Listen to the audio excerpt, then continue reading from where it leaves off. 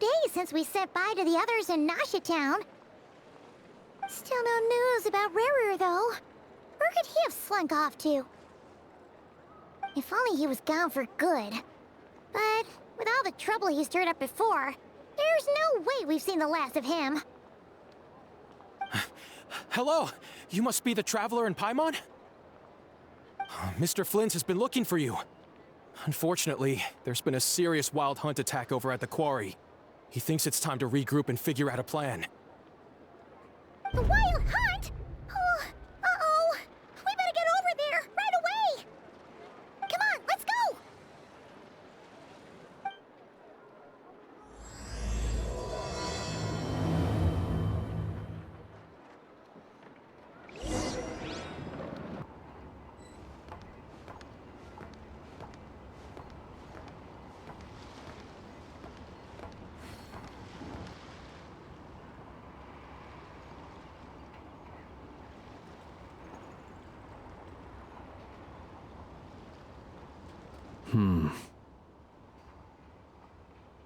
I can barely sense any Kuvaki at all.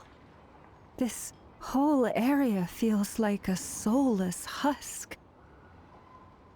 Looks like his appetite truly is insatiable. As if the power of that energy cannon wasn't enough. He's not seriously still getting stronger? What's his endgame here? Ah, everyone's here already. Hey, we made it. So, what's going on? We've all been on high alert since we split up a few days back, expecting Rarir to strike again. But it's like he just vanished into thin air. No one has seen him nor found any trace of his presence. That is, until this morning, when a ratnik found signs of wild hunt activity while out here on patrol. As you can see, the crystalline itself is physically intact, but the Kuvaki it contained is all but completely diminished. And we're sure that Rarir did this. Who else? He's the only one who could pull off a stunt like this. Kuvaki loss has reached critical levels. Reikir of Solnari set to maximum threat level.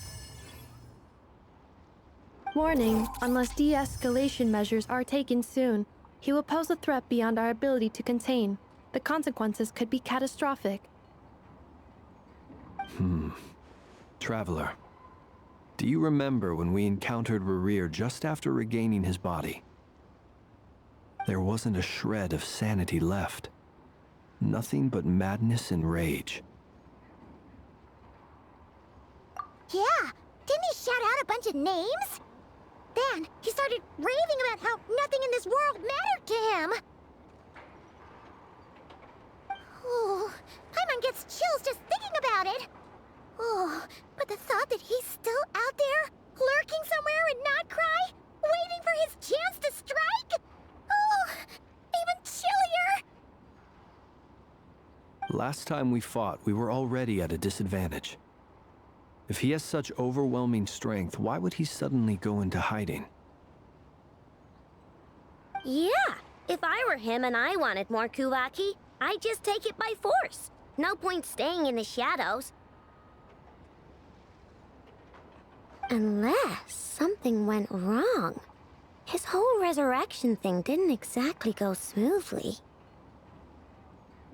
The other thing is, how does someone who's completely lost their mind still have the wherewithal to cover their tracks so perfectly? Beats me. According to certain medical studies, insanity does not always entail a complete loss of rationality. It may be that he is simply living in a world of his own.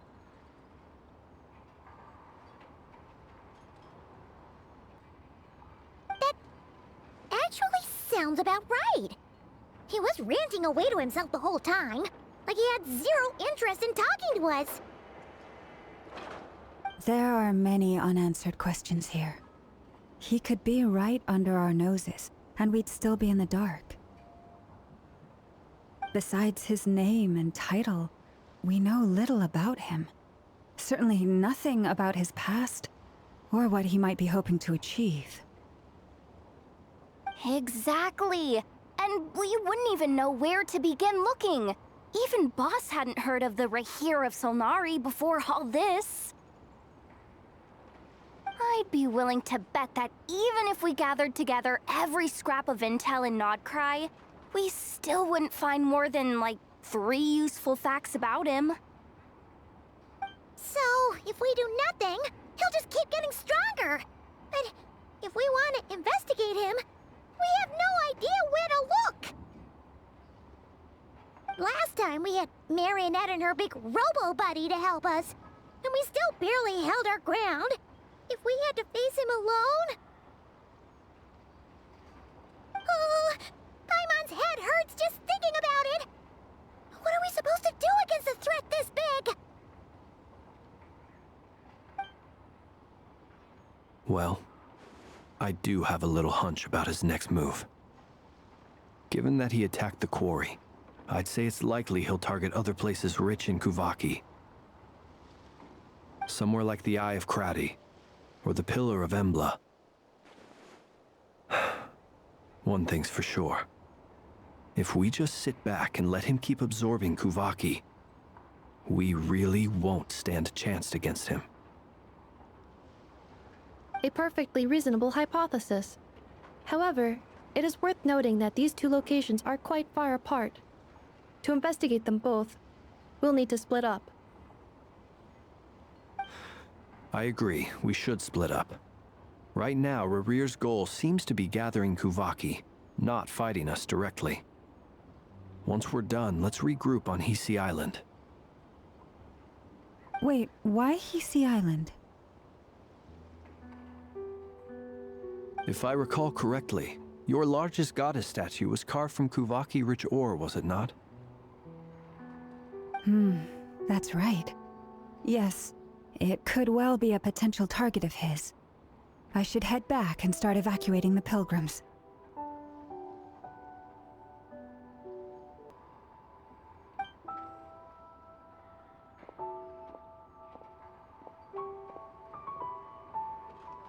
Splitting up's always gonna be risky. But I guess we don't have much choice, right? We're in a race against time here. And if we do run into Rarir, what then? That's when you follow the 3rd rule of treasure hunting. Run like the wind. Didn't you say the 3rd rule was go with the flow? I don't know, did I? Anyway, whatever. In this situation, go with the flow means go find backup. Agreed. If anyone finds so much as a trace of Rarir, do not pursue him. Get out of the area and alert the rest of us as soon as possible. We need to put safety first. All right, we'd better get moving. Come on, Anefa, let's go.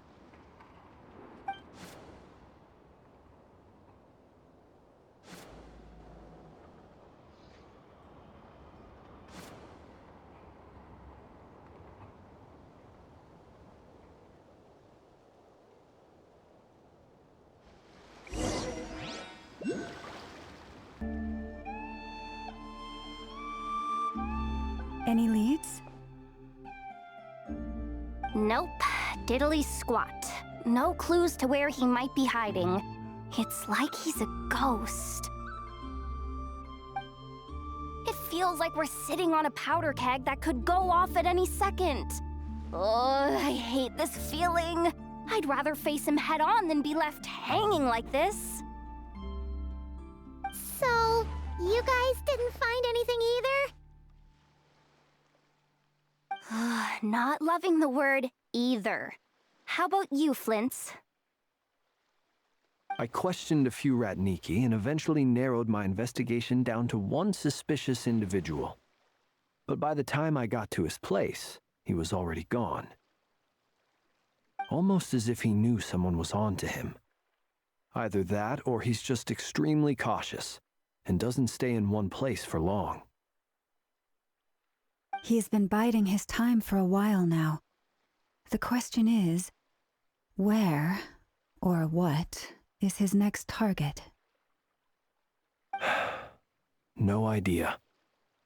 Since regaining his body, he seems to have lost all interest in the fragment in my possession.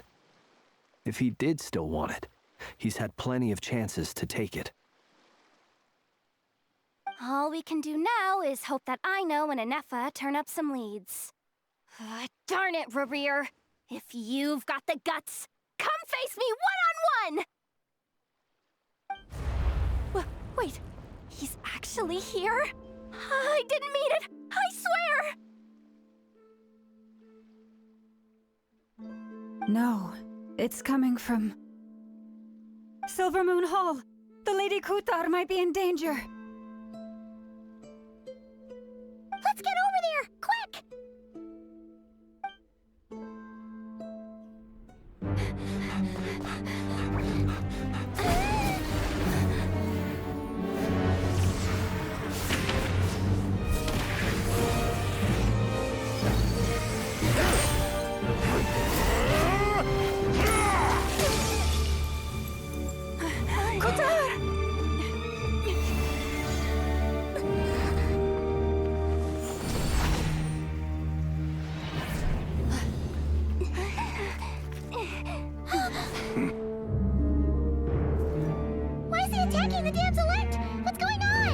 No time for questions. Stop him!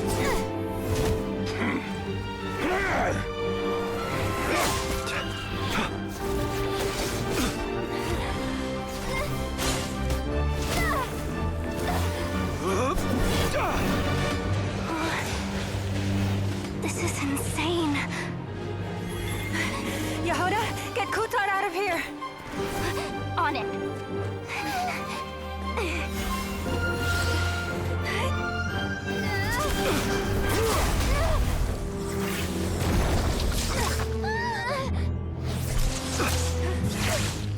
Look where your feeble light has gotten you. Now you shall plunge into darkness. Felindus, soon I will find a way. Watch out!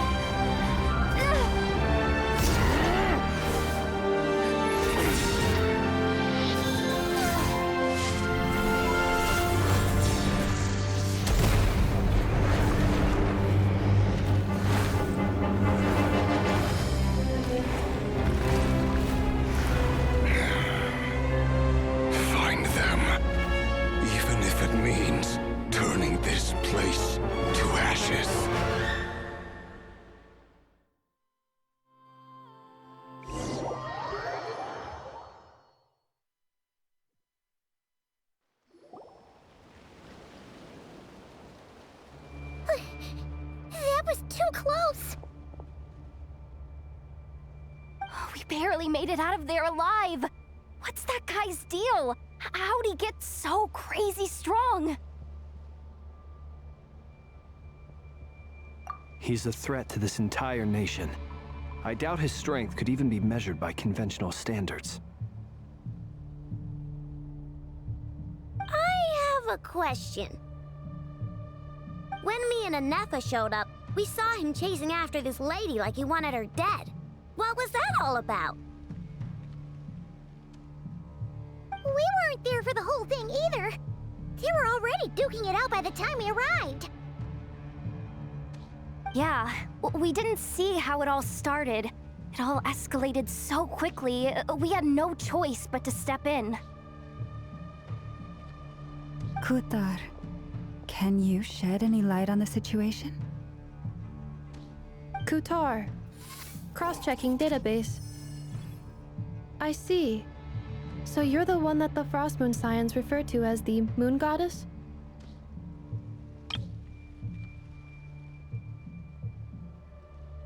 Wait, she's the Moon Goddess? Oh, no wonder she looks just like all those statues. There are many reasons why people might worship the moon, and just as many why they might despise it. I've never met that person before, but there was no mistaking his deep-seated hostility towards me. Why he holds me in such contempt, I cannot say. But since he hunts the power of the moon, it's no surprise that I am a target. Kutar. There are many potential motives.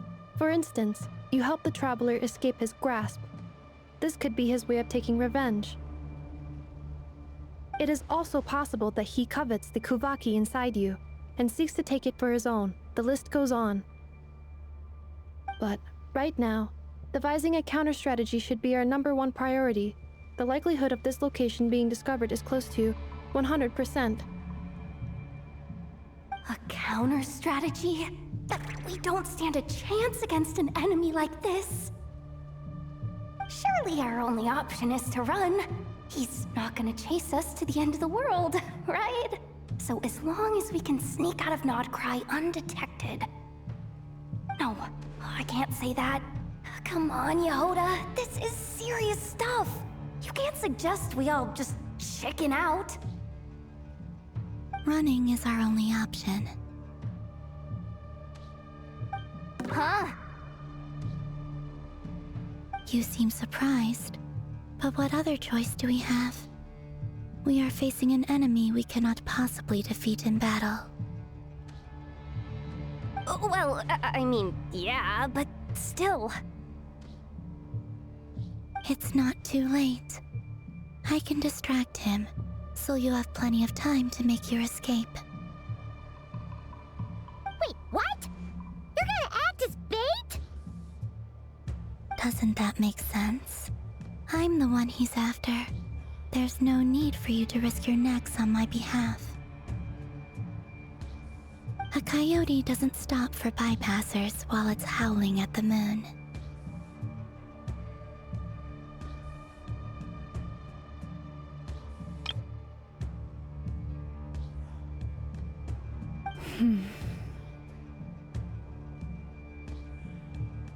What is it, Lama?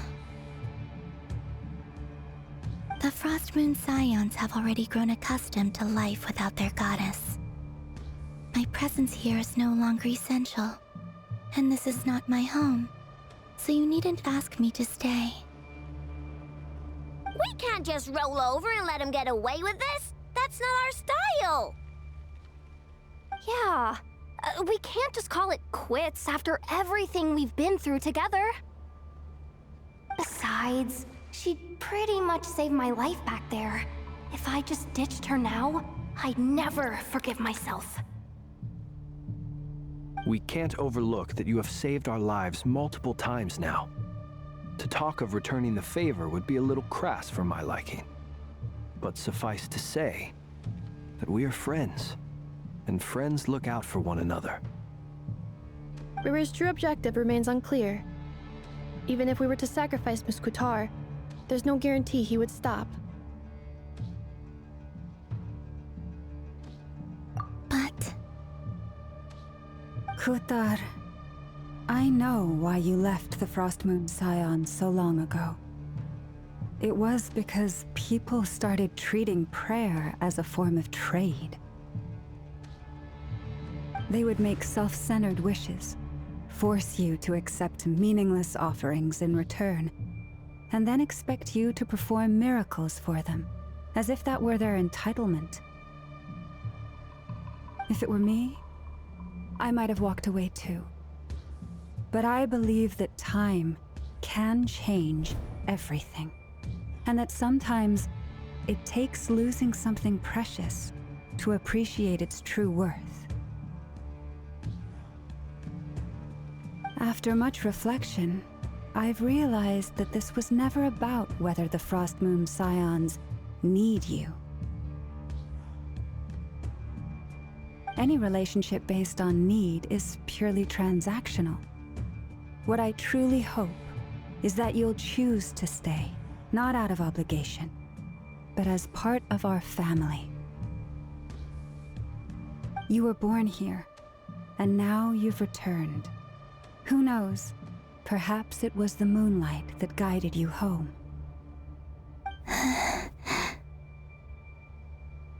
Thank you, Lauma. But my power is on the wane. I'm afraid I will be of little use to you now. Very well then. I'll do as you say.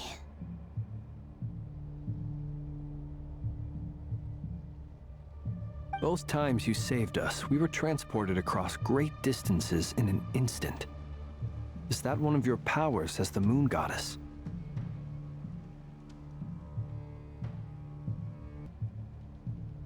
It is, but I find it very draining. I barely managed to pull it off just now, and it will be some time before I'm strong enough to do so again. Rejected by the world, my power is dwindling. Like a lake, cut off from its source, slowly shrinking away. Now, it has almost run dry. What do you mean, rejected by the world? The 3 moons belonged to the ancient bygone era in which they came into being. From the moment I was born, the world itself has been steadily sapping away at my strength.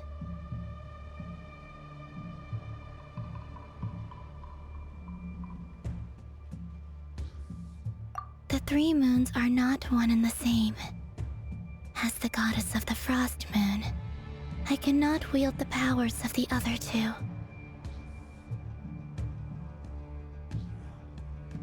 Yet moonlight has a way of blending together. Each can reflect the other's glow. So when our fingers touched, I was able to restore my strength by drawing Kuvaki from the eternal moon's marrow. But this method of recovery is painfully slow. If only we could find the...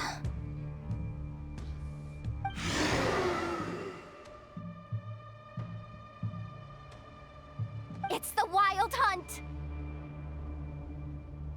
Even faster than we expected. We'll have to finish this conversation later. See how those Wild Hunt creatures are running away from us. They're likely just a scouting party, which means Rerir won't be far behind. Then what are we waiting for? Let's get the heck out of here!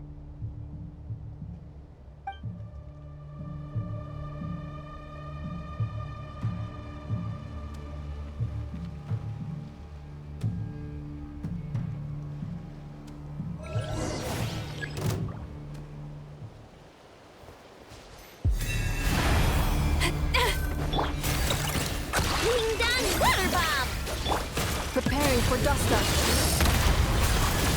They just keep coming! This is driving me nuts! Rerir's closing in on us. We need to pick up the pace. There's too many of them! And this time, we can't fall back on Kutar's help to escape! This goes on much longer. Insulation chamber deployed for the everlasting forest. Beware the creatures of the night. Observe.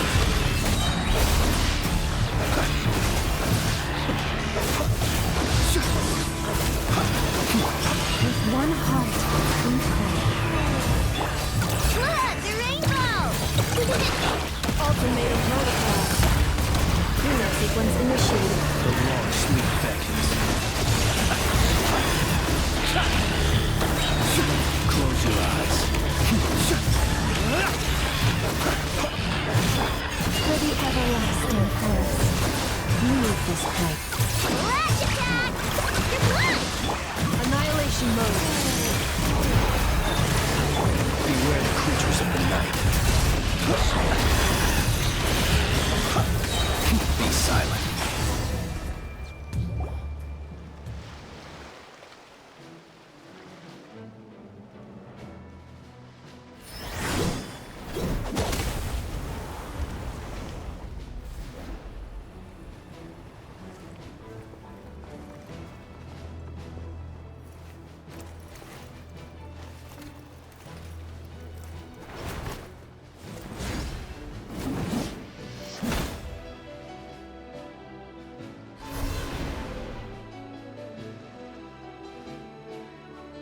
What's the matter? Bit off more than you could chew?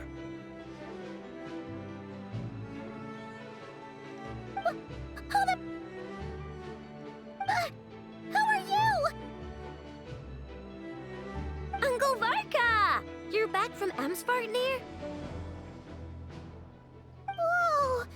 You're Varka? Grand Master of the Knights of Favonius? We could save the intros for later. Right now, let's get you all out of this hellhole. Follow me. I know somewhere you'll be safe. Oh, is that where I think it is? That's the one. Come on, move! There's no time to waste.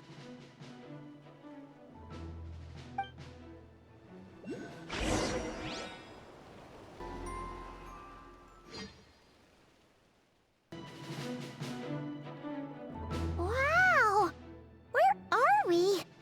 This is so well hidden. Well, that goes without saying. This is the Knights of Favonius' meeting place in Nodcry, and a contact hub for the Northern Intelligence Network. AKA, the black market of intel. No matter what faction you're with, it's the place to buy and sell information. Their headquarters are in Nodcry, but they've got contacts in every nation. As an expeditionary force on foreign soil, working with them has offered us the most effective way of getting our hands on reliable local intel. This is where we meet, so naturally, it's secure. Anyway, where were we? Folks from Nodcry should be pretty familiar with me by now, but I believe this is the first time we've met. Allow me to introduce myself. I am Varka, Knight of Boreas, and Grand Master of the Knights of Favonius.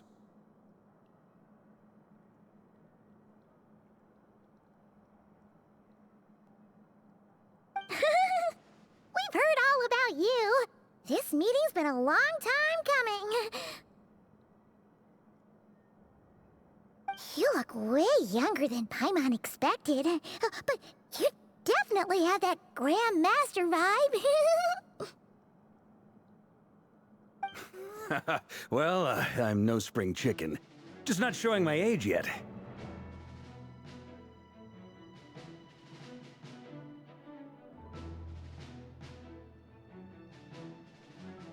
Definitely feeling some of that back pain today, though. Rushed back from Amsvartnir without a wink of sleep, only to get right into another fight with that freshly revived maniac.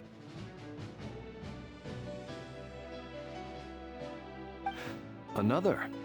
You mean you fought him before? Yep.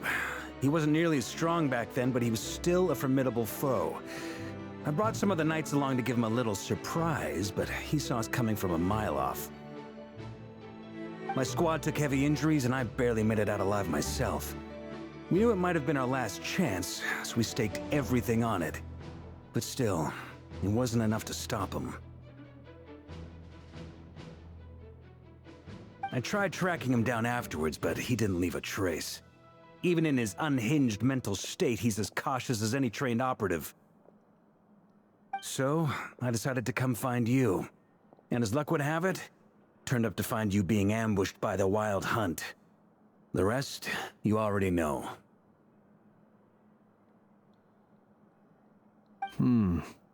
Is that why he's been frantically absorbing Kuvaki these past few days? Because he sees you as a threat? Maybe I'm part of the equation, but even if I weren't, I'm sure he'd still be gathering power. He's clearly working up towards something. Note to self, Uncle Varka's strength rating officially upgraded.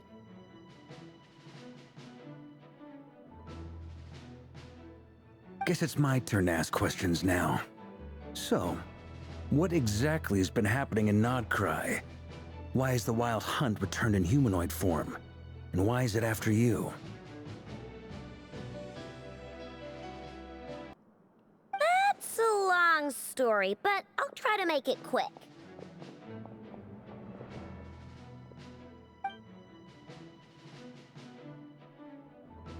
Wow, I had no idea so much had happened. Sounds like you guys have really been through it. So, the Kutar is actually a Fatui Harbinger. And all this Wild Hunt activity in Nodcry is the work of the Raker of Solnari, one of the 5 sinners. Oh, that's a lot to take in. Need some time to wrap my head around it all. I'm truly sorry, Mr. Varka.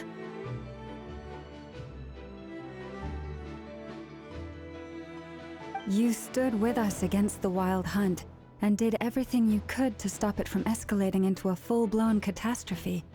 And then, the one time you're away, it all comes to a head and all your hard work gets undone.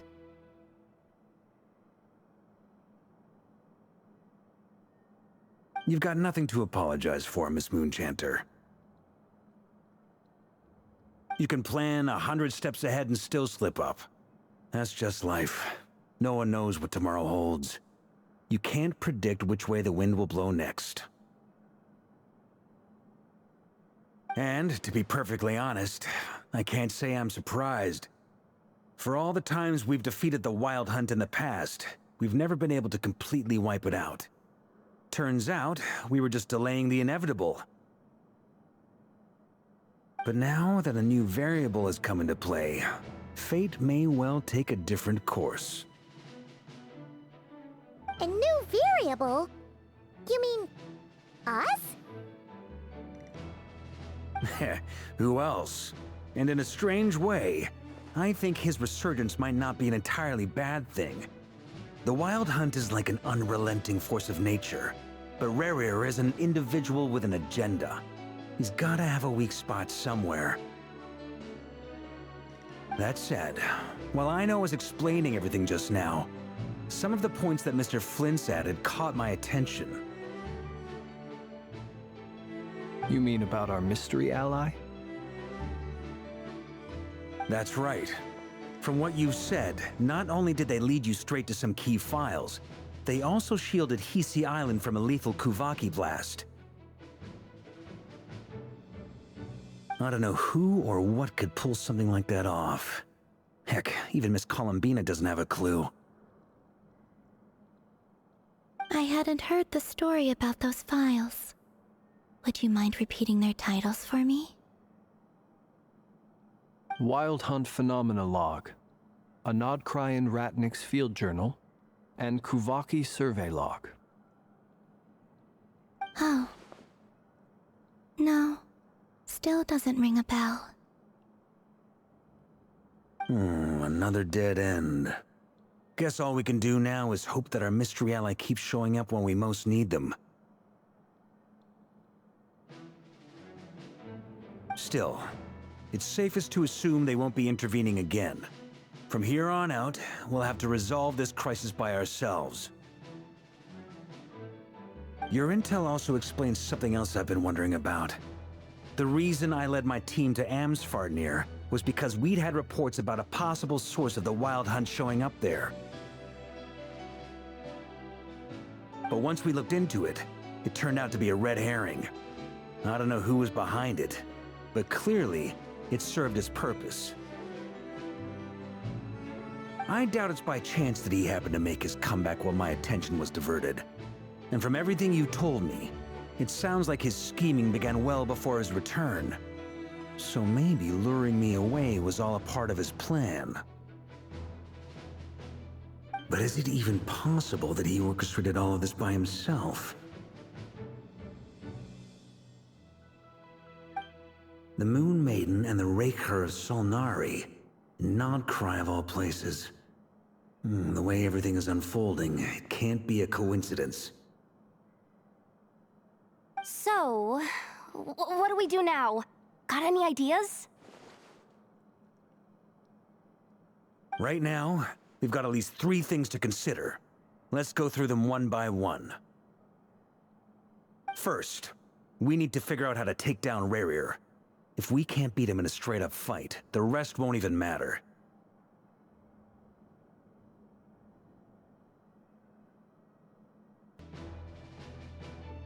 To my knowledge, the bulk of Nodcry's fighting force is already gathered here. But even with everyone united, we're still no match for Rerir in his current state, let alone with his power still growing. What if there was a way to tap into a new power of our own? How so? Have you thought of something, Columbina? 3 moons once watched over this world. The Eternal Moon was the largest. The Frost Moon was the brightest. And the Iridescent Moon was the most mysterious. They say that back then, the 3 moon goddesses wielded immense power. Enough to shape the workings of the world itself. I now bear the Frost Moon's power, and the Eternal Moon's marrow resides within the Traveler. Hold on. Are you suggesting... The iridescent moon, the last piece in the puzzle. That's right. If we can find the Iridescent Moon's marrow, I will be able to regain my strength much more quickly. The 3 moons are said to stir the tides and illuminate all things. Perhaps they hold further secrets beyond our understanding.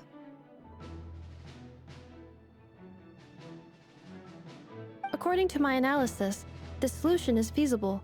However, it is subject to one major condition. How do we locate the Iridescent Moon's marrow? I know a way, but we will need to visit the Fatui's Experimental Design Bureau. The Experimental Design Bureau? Are you saying we need to involve Marionette? Yes. I must speak with Sandrone. It's a long way from here to the Experimental Design Bureau. There's a high chance you'll be spotted. You shouldn't go alone. Then that's settled. Next up, our second priority. Somehow, we need to figure out Rerir's end goal. As you saw for yourselves, when he was still in his wild hunt form, everything he did was for the sake of recovering his body and resurrecting himself. His first act since then, after laying low for a while, was to try and assassinate this young lady. People's obsessions often reveal their greatest vulnerabilities. There must be a reason why he despises the moon so deeply. Perhaps it sheds some light on his title, the Raker of Solnari. The Wild Hunt has plagued Nodcry for centuries now. If we want to stop it for good, we have to get to the root cause of what's driving it.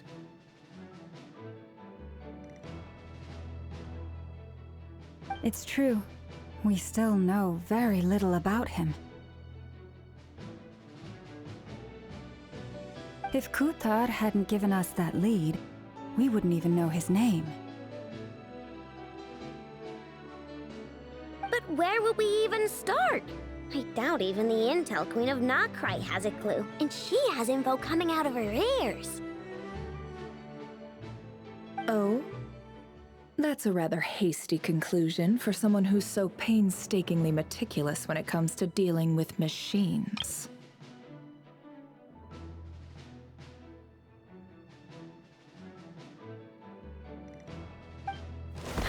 She heard me.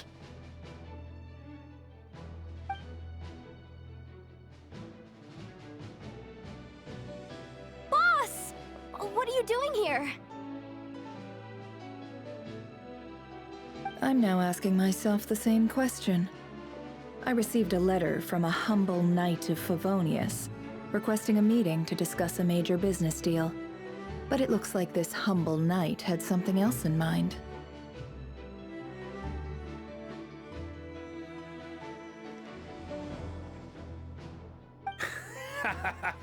Details, details. Miss Neffer, the important thing is that you've arrived at the perfect time.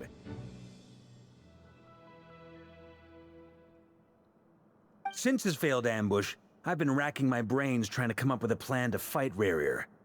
Given the severity of the situation, I think it's fair to say that our only chance lies in uniting as one.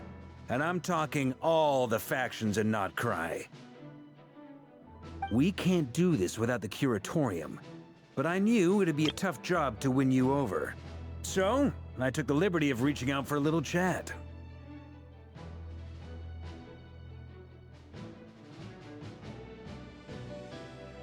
Wait a sec. How did you even hear about this place, Neffer?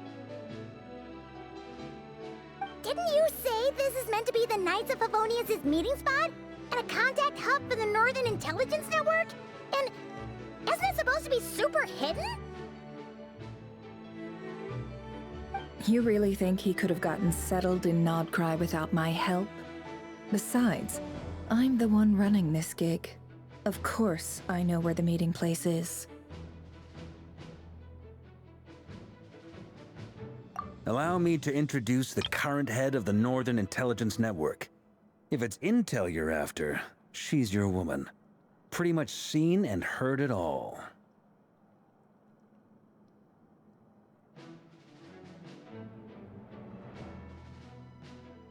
Please spare me the flattery. Let's cut to the chase. Seems like you've run into some trouble, huh?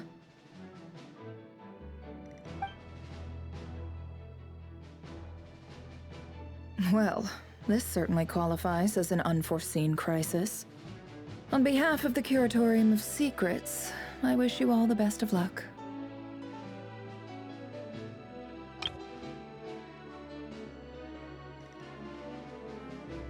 So you're just going to sit this one out?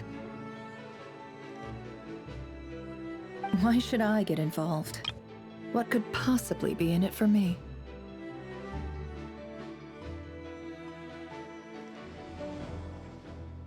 What if we told you we can't do this without you?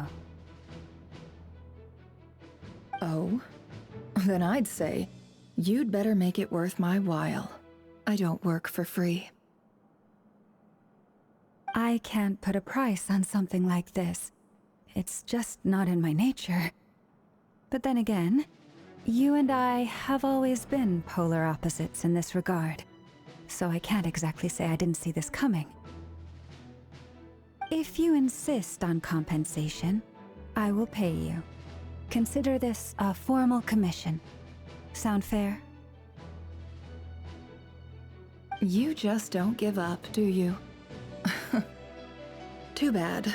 I know you well enough to know you can't afford my prices. The riskier the job, the more it'll cost. And a Moonchanter's stipend isn't exactly generous. Unless you're planning to start passing the donation box around among the faithful.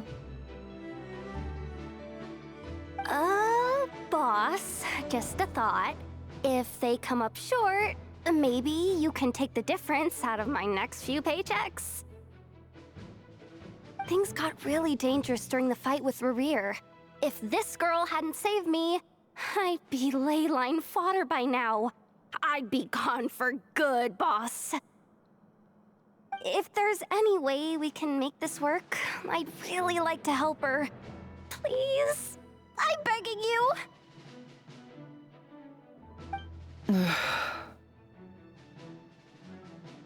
This is why I'm always telling you never accept favors. They are the hardest debts to repay.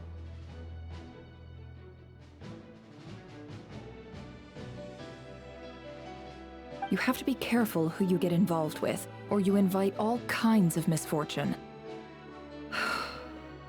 Very well, Yehoda, I will help. But just this once. Don't count on this happening again. Flins, that fragment that Rerir was after, do you still have it on you? Of course. Let me borrow it. I need it to follow up on some leads. Wait, you actually have some leads? Shh. This is top secret information. I get it. We all have things we'd rather keep to ourselves. Plus, I know we can count on you, so we'll leave the intel gathering in your hands. And that brings me to the third and final item. We need to find a way to distract him. We need time to make our move, so someone will have to stall him. I'm in for this part, no matter what. Anyone coming with? Count me in too. Come off it, you two. Quit playing heroes. I'm way ahead of you here. Nefa did a scan of the Moon Goddess's Kuvaki signature, and we're gonna use it to make some decoys over at the Krumkake craft shop. Anyone who's in, follow me. Once they're ready, we'll deploy the decoys across Nagcry. So as long as the rest of you keep moving, he won't catch on to your scent and won't be able to track you down. I like it. Genius idea. No biggie. All right then, we'll split into 3 teams. Once your team has finished their mission, return here and wait for the others. Dismissed!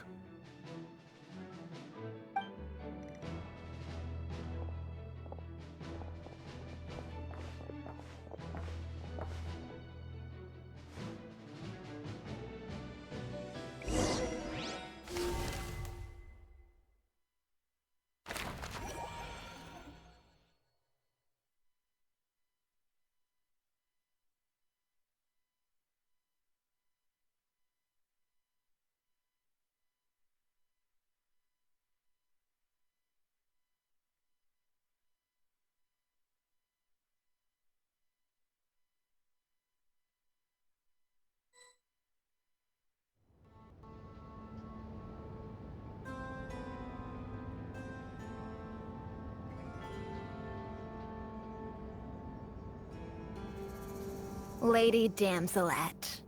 Wait. And you two? What are you doing at the Kuvaki Experimental Design Bureau? We've been doing our best to mind our own business lately. But if you're just gonna waltz up here like this, you're seriously pressing your luck. Don't blame us for doing what we have to.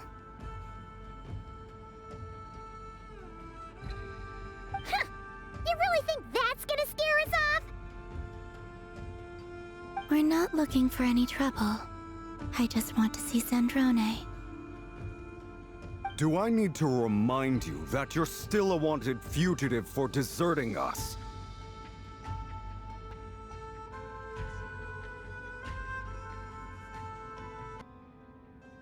Out of consideration for our former ties and the crisis we're all up against, we'll let you leave in one piece. But don't even think about trying to get inside. Let them in.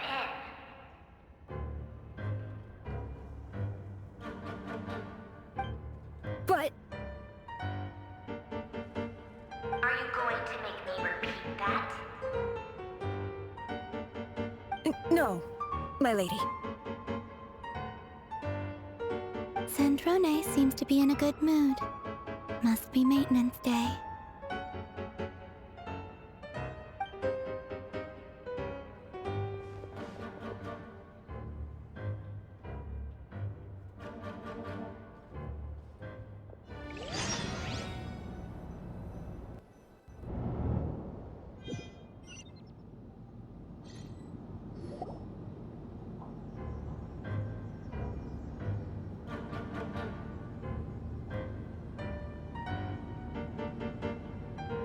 So tell me, to what do I owe the honor this time?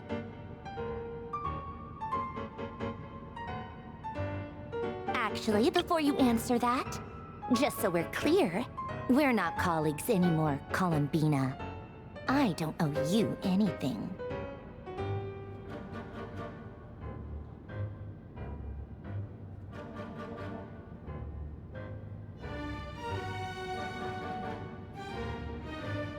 I promise it's nothing big. It seems like you've gotten the wrong idea here. The only reason I let you in was because I was bored. It seemed like a way to kill some time and satisfy my own curiosity.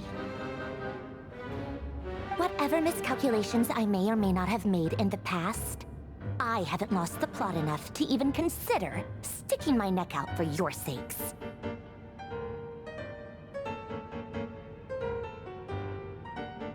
I'd like to speak with Arlecchino. What? Huh? You mean the knave? I'd like to speak with Arlecchino. Is she in Nodcry?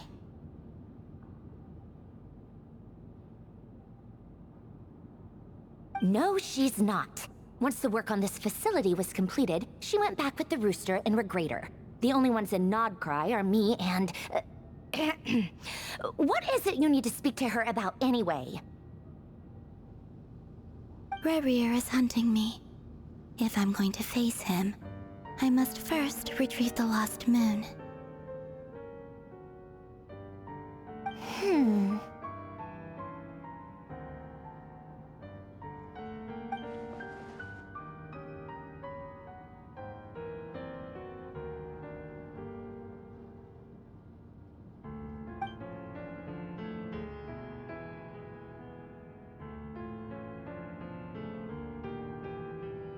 Is that a no, then?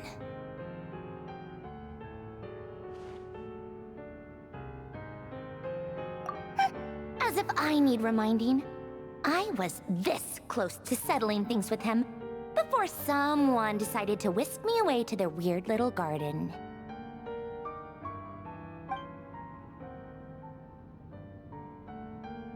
Have you held any tea parties lately? Tea parties? Yeah, obviously. You don't seriously think we'd pack it all in just because you aren't here. If anything, they've been more eventful than ever.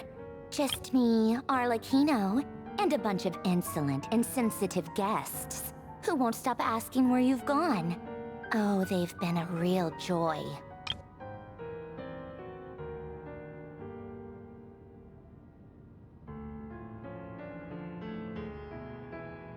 I bet you served them the worst tea you have.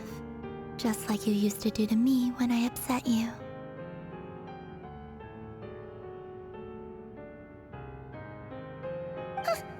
Who cares about how good the tea is when there's no one around to drink it? I keep losing people. First Rosaline, now you? I'm running out of people who can make me laugh. Honestly, what could be more ridiculous than the multi-centenarian goddess, who's only ever had the plain herbal tea she received as offerings?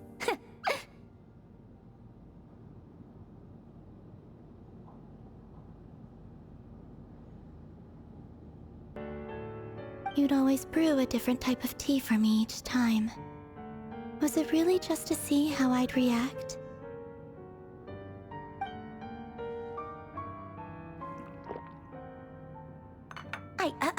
Well, duh. Why else? Watching you squirm was practically my only form of entertainment.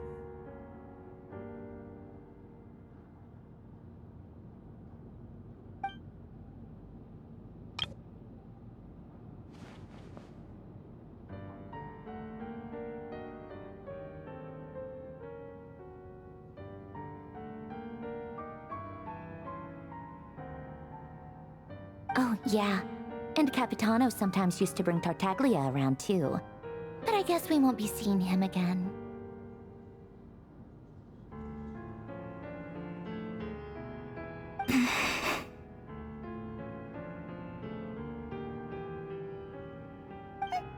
Well, Well, I guess we are overdue for a get-together. Polonia!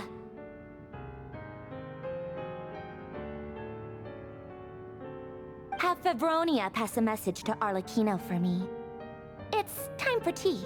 Will suffice.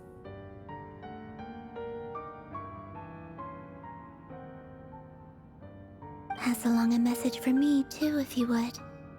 My body cannot contain the marrow of 2 moons, so I'll be leaving one of them in her care. Excuse me? Who said you were on the guest list? If my tea meant that much to you, maybe quitting the Fatui wasn't your brightest move.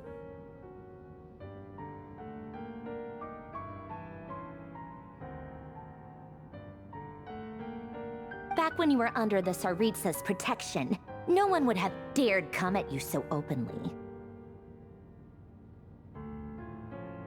But that protection didn't come for free. In fact, I paid dearly for it. At the end of the day, it was just another transaction. I just got tired, that's all. I never wanted any part in their grand ambitions, and I've had enough of being treated like a bottomless supply of power.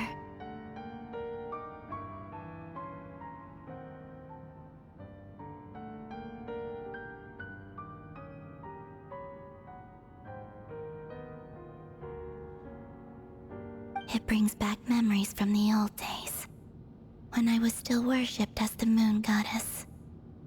Centuries on, it may be a different group of people, but I see the same greed in their eyes.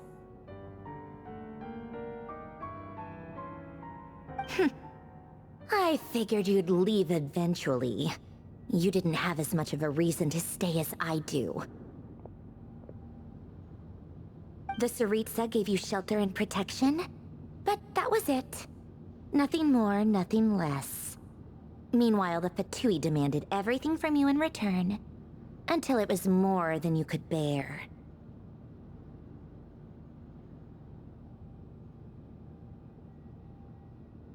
I get why you left. And frankly, I have no interest in dragging you back just because the higher-ups told me to.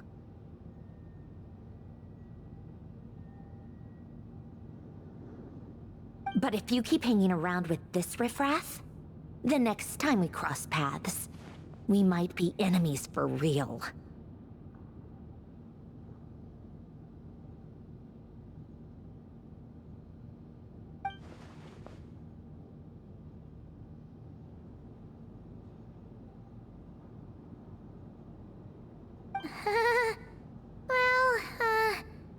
Guess that's our cue to leave.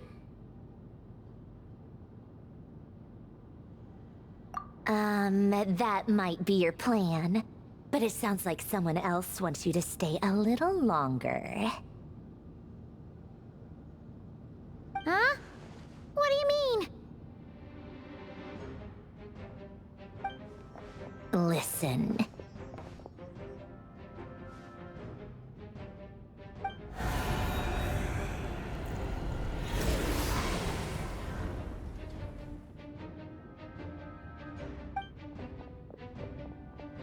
My lady, it's the Wild Hunt. A horde of monsters is headed straight for the facility.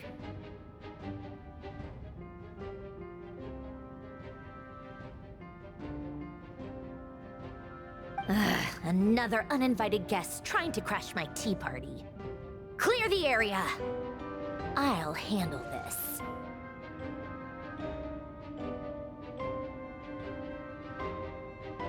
Wait, what? You want us to leave you here by yourself? Huh. You'll be lucky to make it out of this alive. You really think you can afford to worry about me? Go on, get out of here! You may have stopped Polonia from crushing him last time, but I've made sure that won't happen again. The entire Experimental Design Bureau is rigged for war.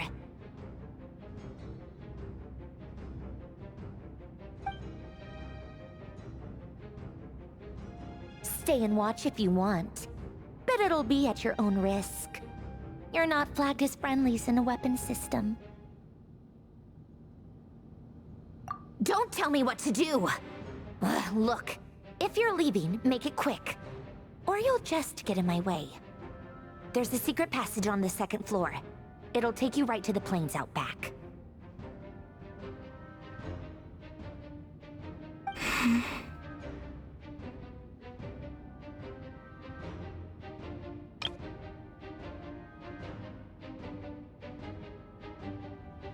Stare all you want, Columbina. You're not getting another invitation to my tea party. I know. But thank you anyway, Zandrone.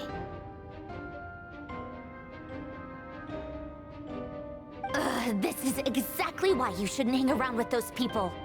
All their melodrama and sentimental nonsense is rubbing off on you.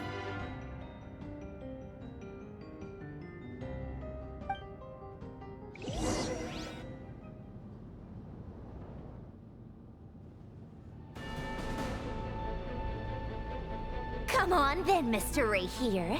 Let's pick up where we left off. It's your Wild Hunt monstrosities versus my beautiful creations. Let's see who comes out on top.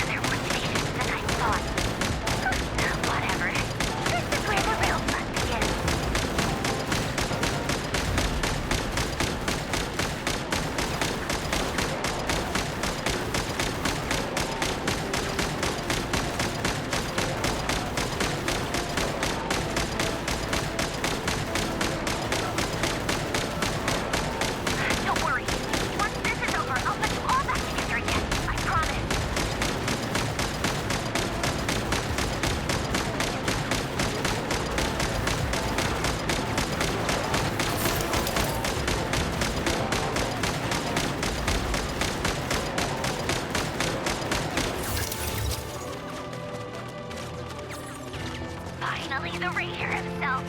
Time to... Huh? Where'd he go? Uh-oh.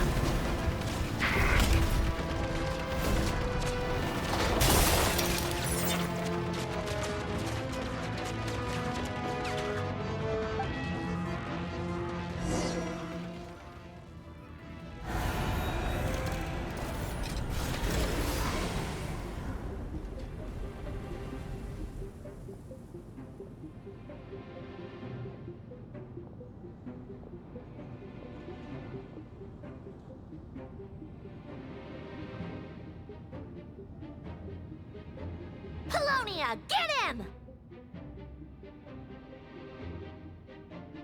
I've upgraded Polonia again since our last encounter, and uploaded every last scrap of your data. So let's finish this, once and for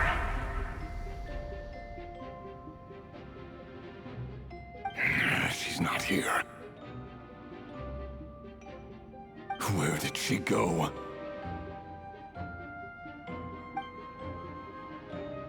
Hey! Over here, you big...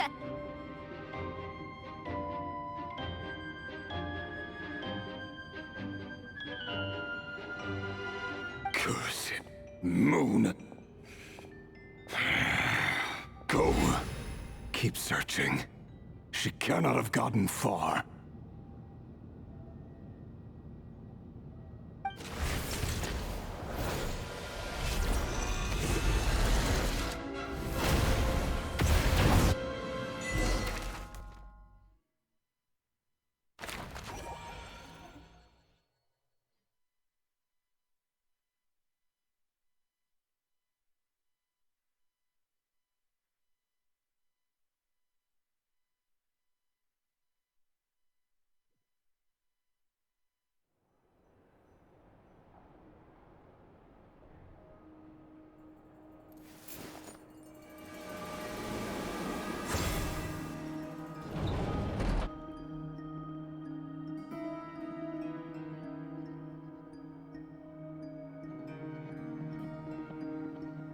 So this is your method for investigating Rarir's past? It almost looks like some kind of ceremony.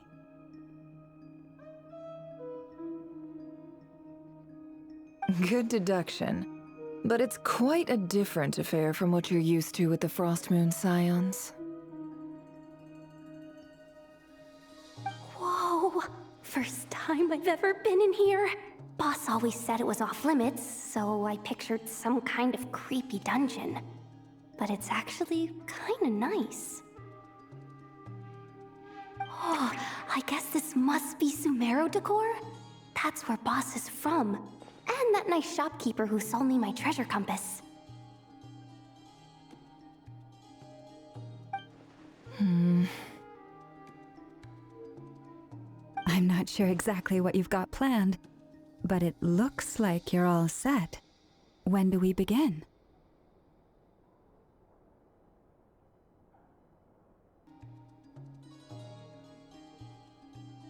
Whenever we wish. But for some reason, I've got a feeling this isn't going to end well.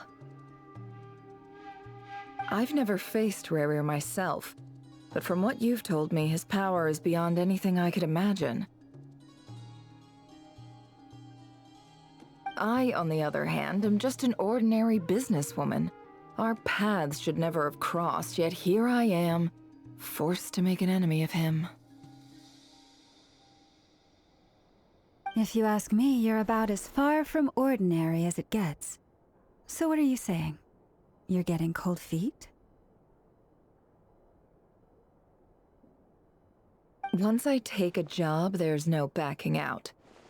Still, I have to ask myself if the power I'm relying on will even work on an opponent of this caliber. And also how to make sure I come out of this alive if things spiral out of control. Death is the one thing we can take for granted. It is the great equalizer, however fortunate or unfortunate we may otherwise be. So it's important to consider how to spend what lifespan we have left.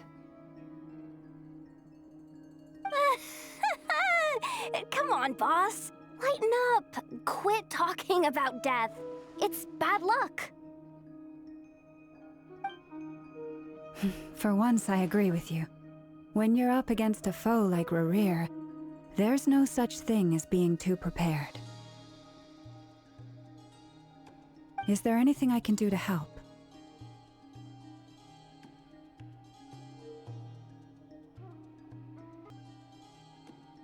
That won't be necessary.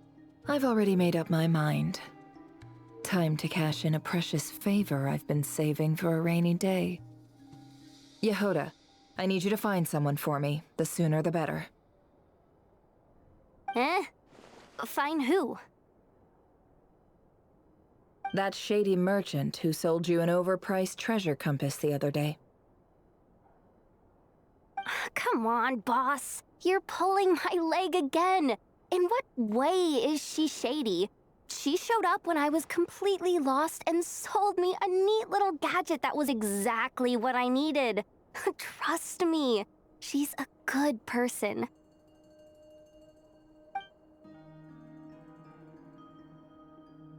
Anyway, I know who you're talking about. Don't go anywhere. I'll be right back.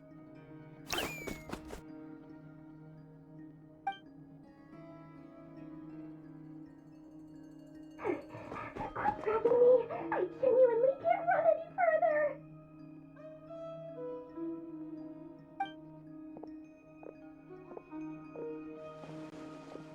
Hey, aren't you...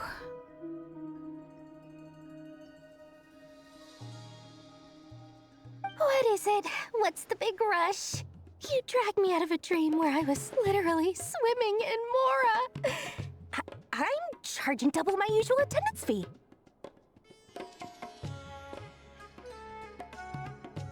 See, look how easygoing she is. After that rude awakening, she could have completely snapped at us.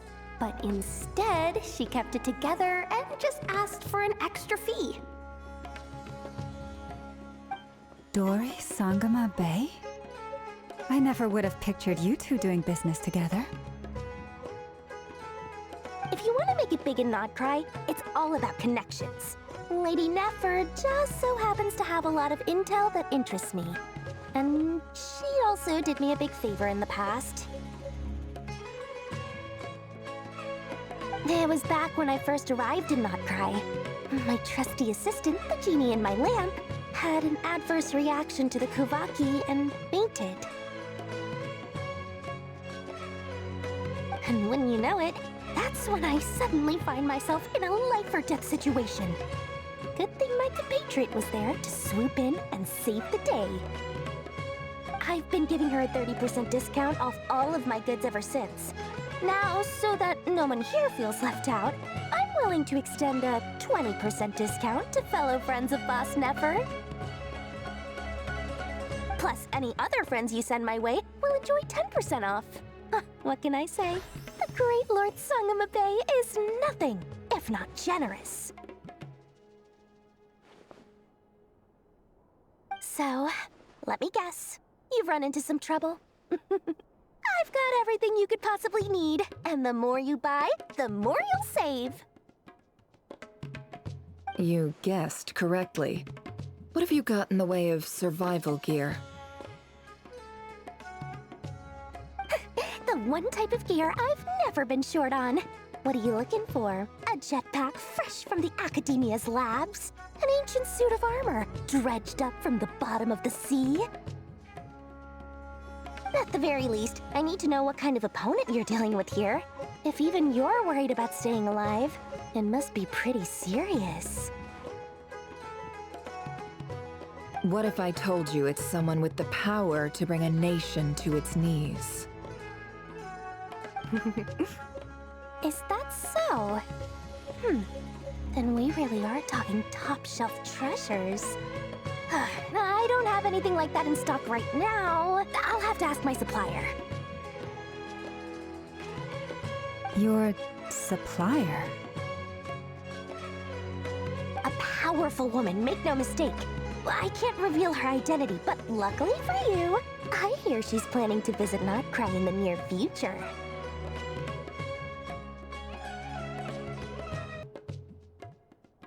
are willing to wait, I can ask her when she's here. Can't say exactly how long that'll be, though. Then, let me put it another way. What would you do if you encountered an enemy like that? Roll over and serve yourself up on a silver platter? Of course not! I have a handy little trinket from one of my generous suppliers, which... Hold on. What exactly are you getting at? No, no! This is for my personal use only!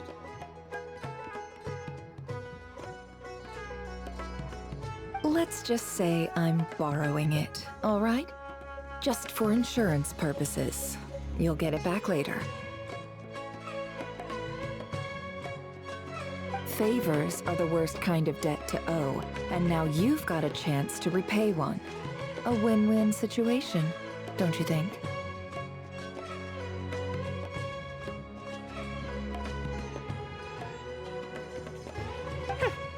Fine. You can borrow it for 5 days. No, make that 3. And for every extra hour after that, I'm charging you 1,000,000 more. Deal? Deal.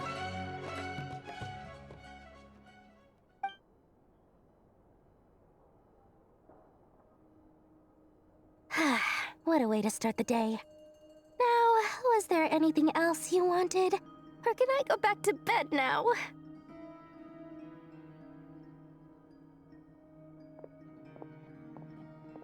That will be all. Take care now. Don't trip up on your way back, friend. See you later! You're my favorite shopkeeper.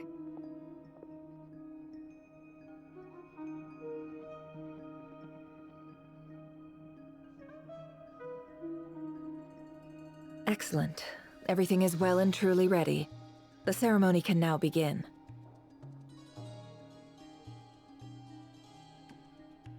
After initiating the ceremony, your minds will follow me wherever I go. You will see many strange things in your mind's eye. So remember, don't be frightened, and don't make a sound.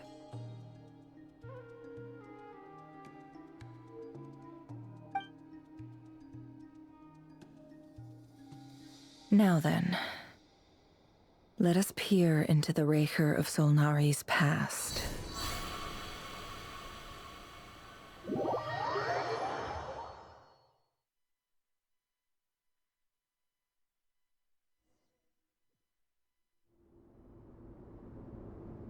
I made it.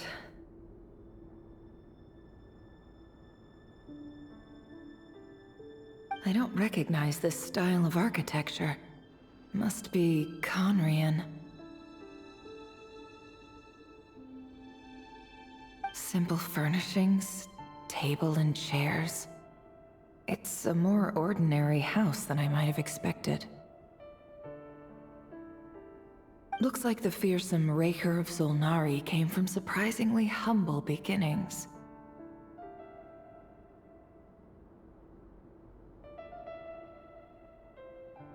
Unless this passed for luxury in Conria.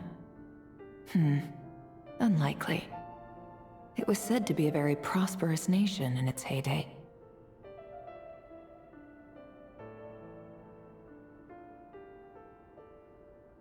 Anyway, I'll keep exploring.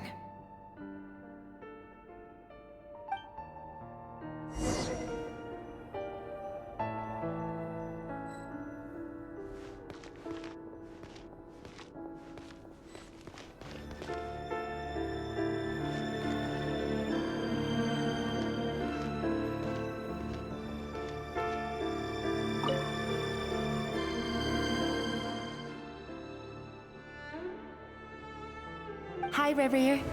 Since you're working extra hours tonight, I thought I'd keep myself busy by checking out that new kebab shop. I've heard good things about their menu. I'll test it out, and if it's as good as everyone's saying, let's go back together sometime. P.S. New stash from the Universitas Magistrorum. I brought some goodies home. A few teacups and a pin rack. Hope you like them. They didn't sign their name, but they must have been close. Sounds like they were living together.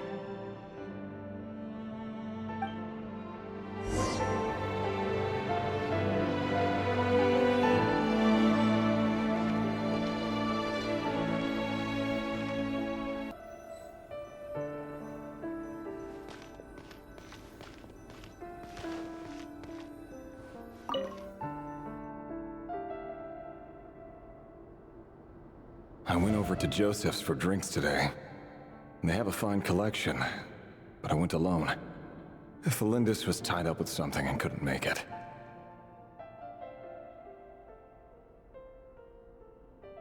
Joseph asked why I came alone, but I didn't really have an answer. He then went on to ask about other things. If you ask me, someone who asks that many personal questions is too nosy for their own good. But if he invites me again, chances are I'd still go. Felindis. That's the same name Rerir mentioned. Grain imports keep falling. If things don't pick up, we'll soon be back to meat and mushrooms only. Honestly, I'm not a huge fan of that new type of mushroom everyone's been into lately. Didn't it start out as a lab-grown variety? I heard it's even mildly corrosive. Seriously, why would you even eat something like that? I don't care if it's an impressive feat of alchemy. That just isn't the kind of thing I like to eat. Grain has to be imported, and they're eating a diet of mostly meat and mushrooms. Could it be because Conria is underground, so it doesn't get much sunlight?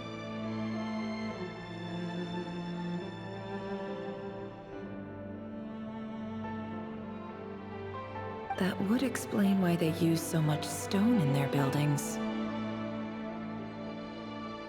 They even use alchemically modified strains for food. Seems like the people of Conria don't have many options when it comes to dining. I've just about saved up enough now. Time to buy it and keep it somewhere safe. Making a big purchase. I wonder what it is.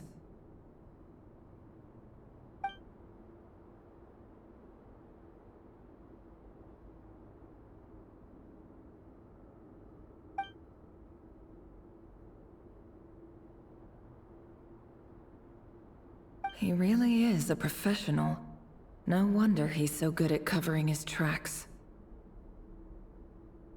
Despite what he's become, it seems like he's retained certain habits, at least in this regard.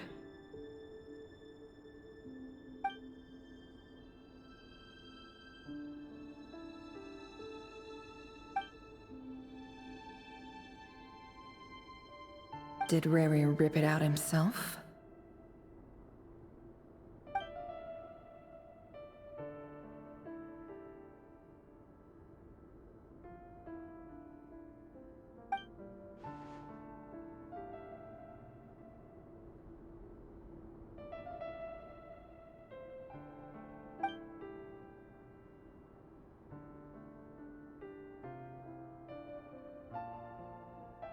Before I met you, I was convinced that my heart was nothing more than a stagnant pool. The burial place of a fallen moon. A withered, windless grove where the waters rested forever unrippled.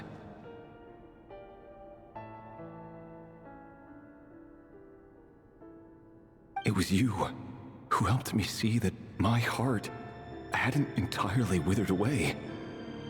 That it could still beat to the rhythm of love. This is just trivial sentimentality from the looks of it. Why would he go to the trouble of hiding that?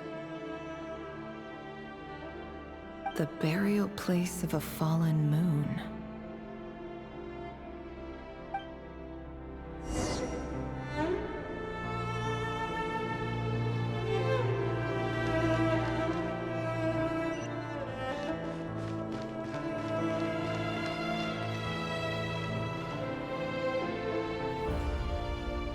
Reverie, over here.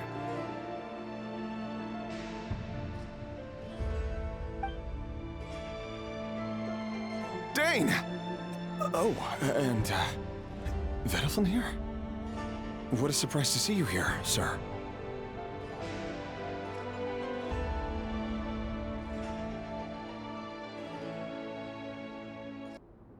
Hello there, Rerir. You need not address me so formally outside of court.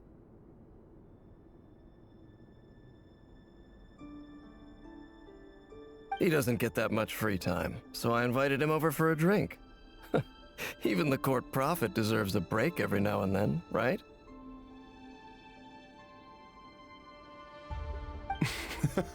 Well, I'm flattered.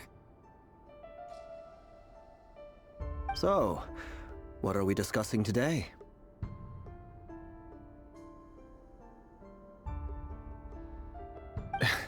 Hey, don't look at me. As far as I see it, we don't need an excuse to have a few drinks.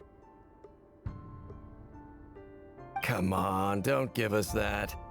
Didn't you say you were about to pop the big question? How's that coming along?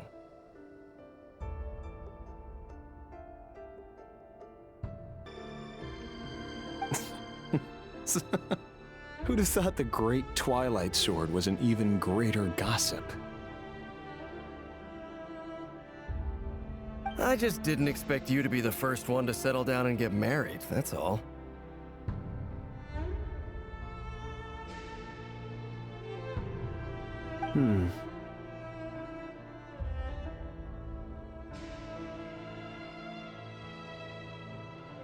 Yeah.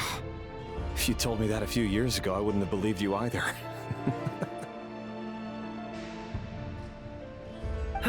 So, are you planning to come clean about your job then? I'm guessing you still haven't told her.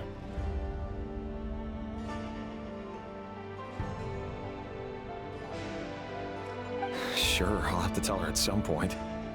But I'll need to pick the right time and place. To be honest, I have no idea how she'll take it.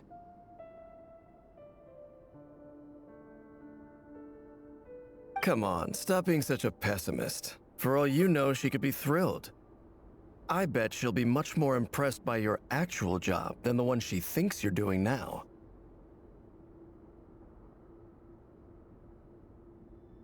A member of the King's Guard. Quite the cover story. Does the king himself even know?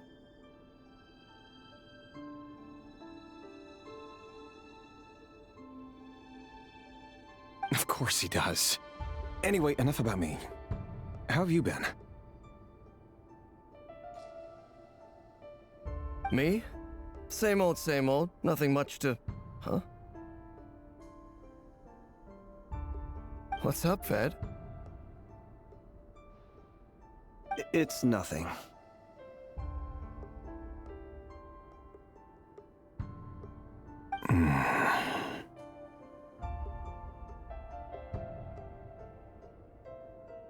Vedalfin, Dainslift's elder brother. Renowned throughout the court of Conria as the Visionary, and said to possess a wisdom far beyond the reach of any ordinary man.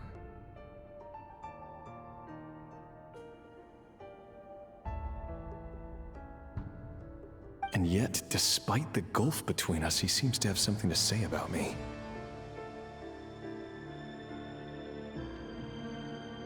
Does he even know me?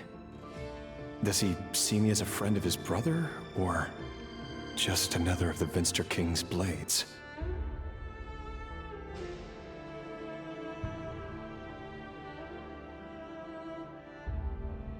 Why did he react so strongly? Was it really to do with what we were talking about? Brown, curly hair and brooding blue eyes. So this is what Rerir looked like back in the day. Perfectly normal. No different from anyone else.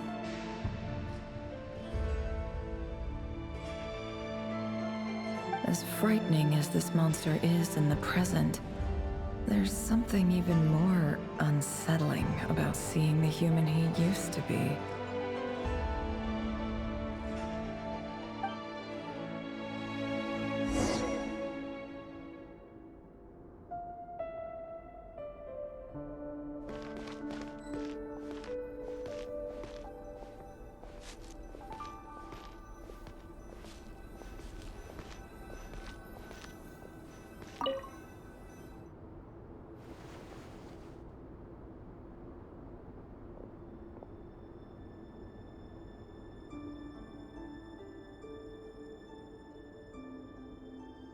Felindus? You're back early?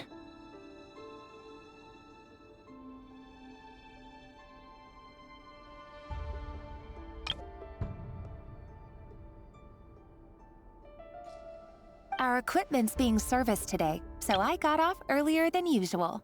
How's your day been?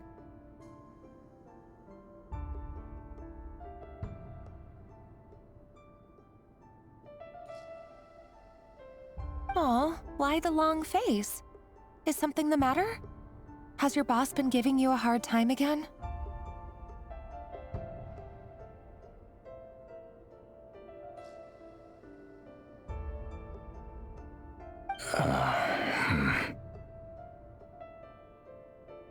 Went for a drink with Dane and the others after work. Isn't that a good thing?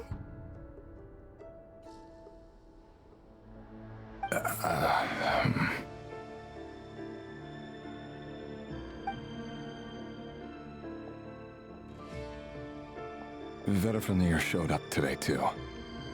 You know, Daneslif's older brother.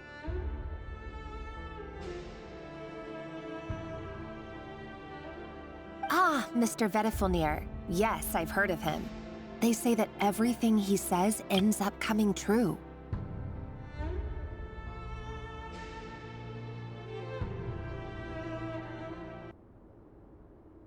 He overheard Daneslif mention that I'd recently proposed, and seemed to have an issue with it. But when I asked what it was, he kept it to himself. So, you're worried? You can be such a child sometimes, Revier. We're nobodies. Why would the Visionary be concerned about us? I'm sure someone in his position has much bigger fish to fry.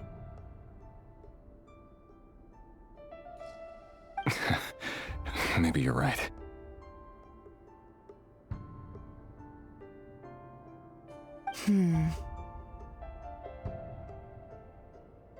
You worry too much, Revier. We've been together for ages now, and everything's been going so well, has it not? You've even proposed to me.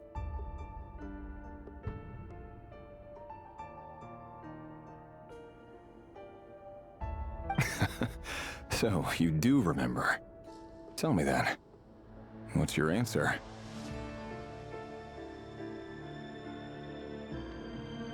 Like I said, I need some time to decide. You can't just rush into things like this. We may be nobodies in the grand scheme of things, but if we want things to work out, we've still got to plan ahead. All right. Take your time. Just don't keep me waiting forever.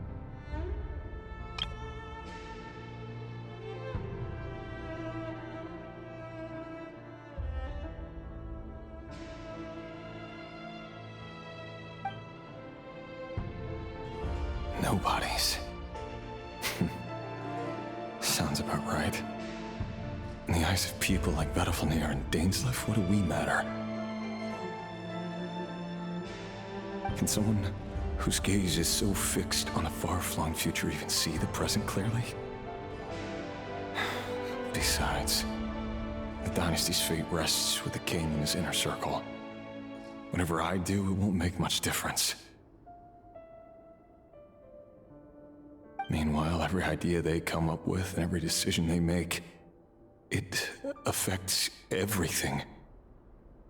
These days, the king is lost in his research, and the purge of the Crimson Moon bloodline grows ever more intense. The opposition tried to speak out, but nothing came of it. And I'm under no illusions as to why. Because we eliminated them and got rid of their bodies.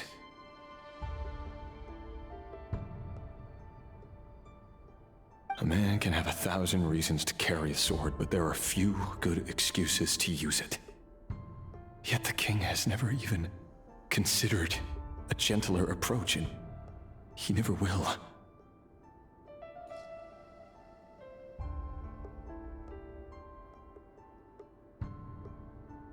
What becomes of someone who kills on another's behalf?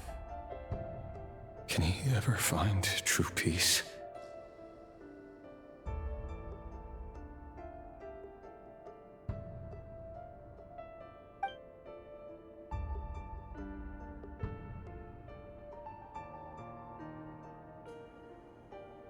Thalendis,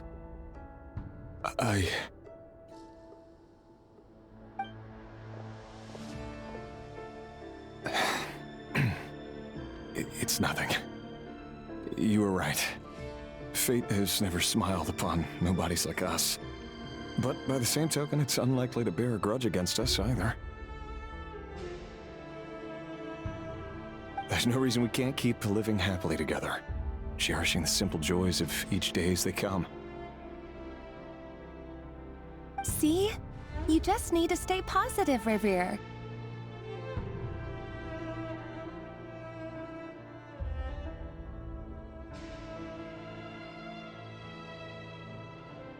I can feel your warmth, your breath.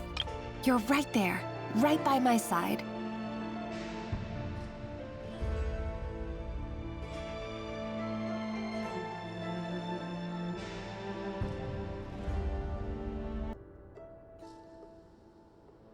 Just seeing you makes me happy in a way I can't explain. And that's something that no one could ever take away from me. So smile, my love. Let go of that frown.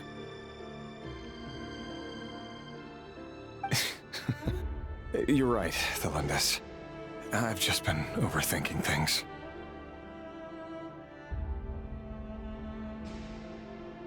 That's better. Getting caught up about things like this will only ruin our evening. Speaking of which, all set for the ball tonight? I need to go get ready.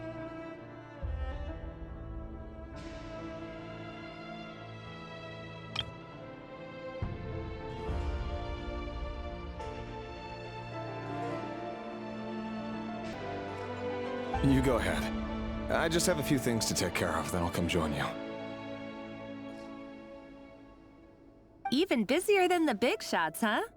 Fine, I'll go get started. But don't be late. If you keep me waiting too long, I won't be a happy bunny. Relax. I'll be there. Seriously, though, you drive a hard bargain. You're really gonna leave my proposal hanging and still expect me to take you to the ball? Well, that goes without saying. I already told everyone I'd be coming with a dance partner.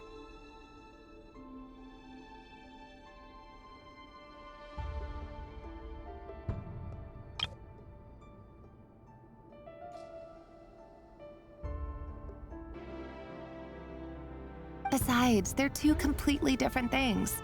Let's take it one thing at a time, all right?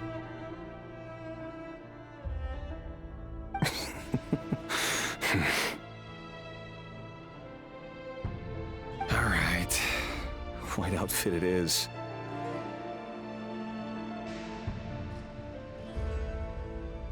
It seems like Rerir was deliberately hiding his ties to the intelligence services by giving the impression that he was just an ordinary member of the Venster King's Guard.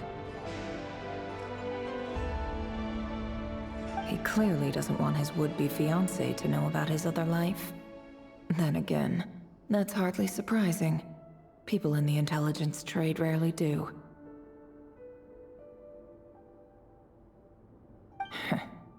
Who'd have thought we were in the same line of work? Let's dig a little deeper.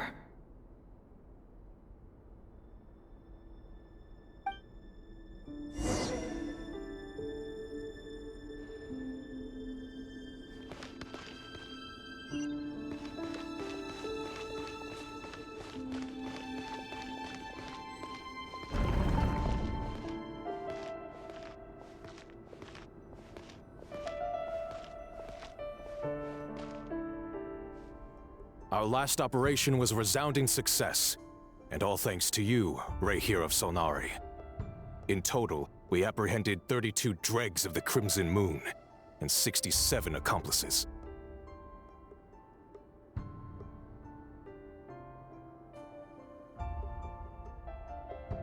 After all these years since the dynasty's fall, so many of them still linger on. Indeed, it cannot be denied. Yet it was destiny that the Crimson Moon should be overcome by the eclipse, and that His Majesty, the all-seeing Vinster King, now guides our nation on the path to prosperity.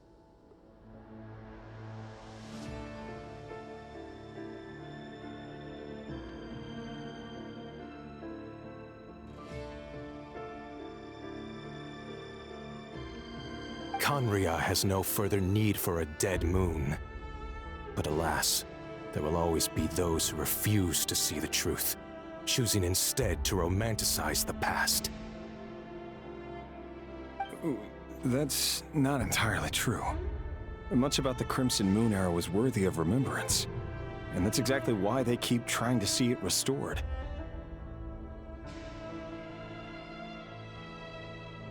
Many of its secrets remain unsolved to this day. As it happens, that's precisely the field of study my partner is devoted to. You still haven't told her what you really do for a living.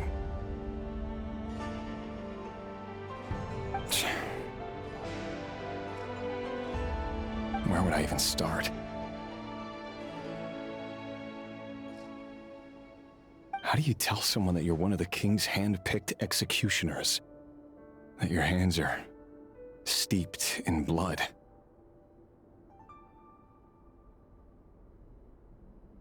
You didn't choose this life, any more than I did.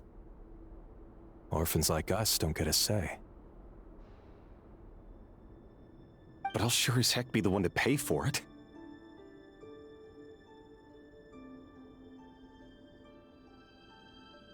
Speaking of which, we need to be more rigorous in the way we identify direct descendants of the Crimson Moon. Someone, it seems, has strong opinions about my future plans. Most likely my marriage in particular. I have a feeling that we may soon become targets of the Crimson Moon's retribution. Your concerns are not unfounded. They've taken out many of our colleagues these past few years, and for that very reason. These are no helpless lambs we're leading to the slaughter. They're wolves in sheep's clothing.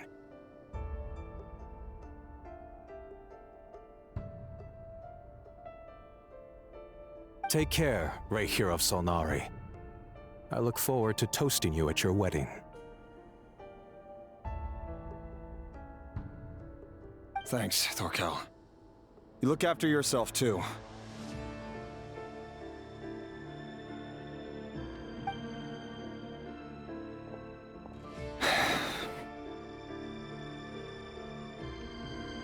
Thelindis, I never wanted to keep this from you. You're the last person I would ever want to lie to.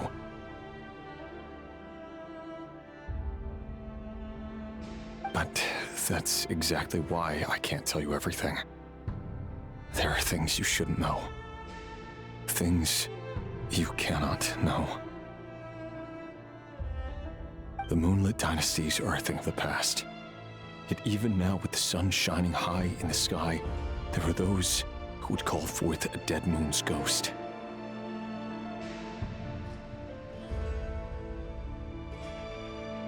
Could that be why Vedalfnir held back? Or was it because of some court secret he's not at liberty to share? I have to get a clear answer from him. No matter what happens, I will protect Thelindis.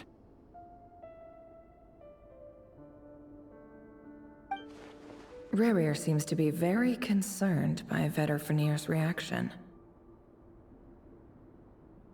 Vedalfnir and Dainsleif, the Visionary and Twilight Sword. So that's what they were really like.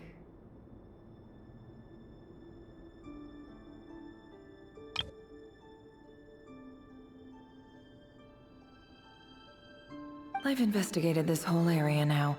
There doesn't seem to be any other memories here.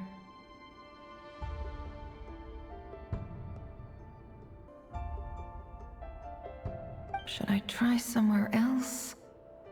Wait a second. What's this black smoke?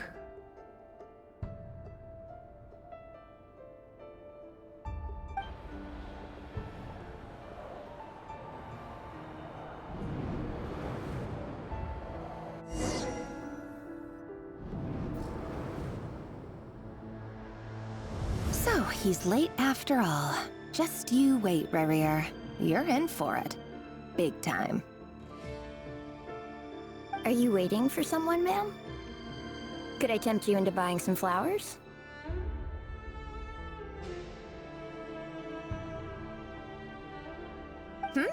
Oh, sure. Pick me out a pretty bunch if you would. Thank you. But I'm afraid none of them are as pretty as you. For someone so young, you sure have a way with words, don't you? I'm only telling the truth. Look me in the eyes. You'll see I'm not lying.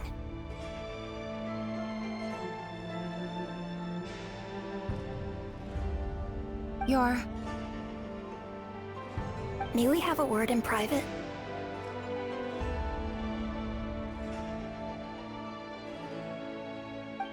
Who are you? And what do you want? It doesn't matter who I am. Too many of her kind have fallen lately, so I decided to take the risk of reaching out. Not long ago, the Ray here of Solnari led an assault on one of our strongholds. We suffered many casualties, and many who came to our aid lost their lives as well.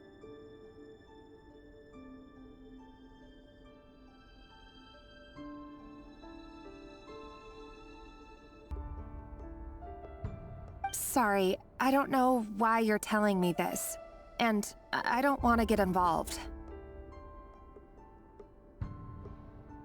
Wait, hear me out. This time we finally got a clear look at his face and learned his true identity. His name is Rarier, and he claims to be one of the King's guards. What did you say?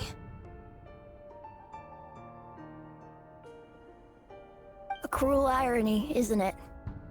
The man you're set to marry leads a double life as a brutal executioner. But surely, you must have caught a whiff of the blood on his hands.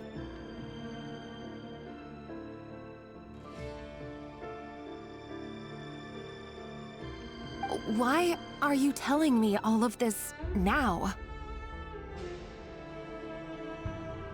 Simple. It's because... How strange. Rarier was nowhere to be seen in that memory. It clearly belonged to the Lindis.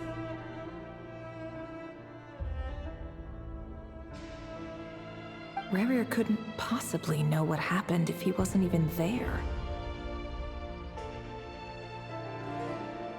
Why would her memories appear in his fragment?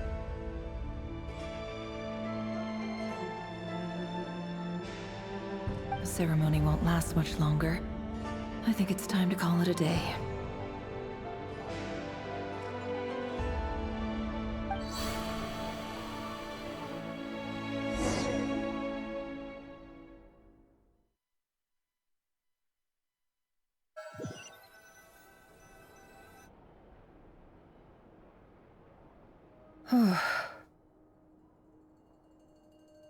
So that was your doing? Did you just pull us inside Rarier's fragment to spy directly on his memories?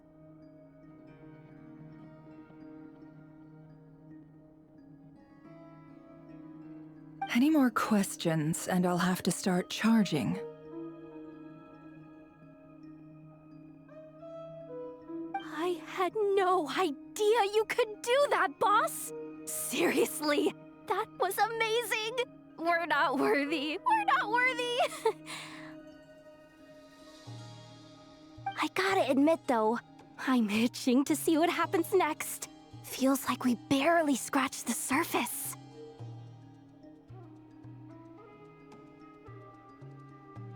I'm just as curious as you are. But the ceremony only allows for limited time inside. That's all we can see for now.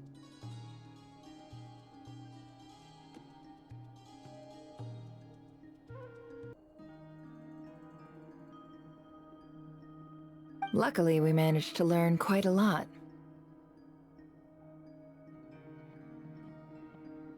So far, so good.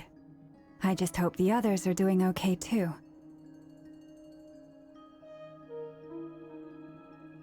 Especially the group with the Traveler. Their mission is a risky one. Let's hope it's all going smoothly. If you're worried about them, go see how they're doing. If I know Boss, she's gonna need some time to write up all the details and make sure it's all coherent. I'll stay behind to lend a hand, but feel free to head back and meet up with the others.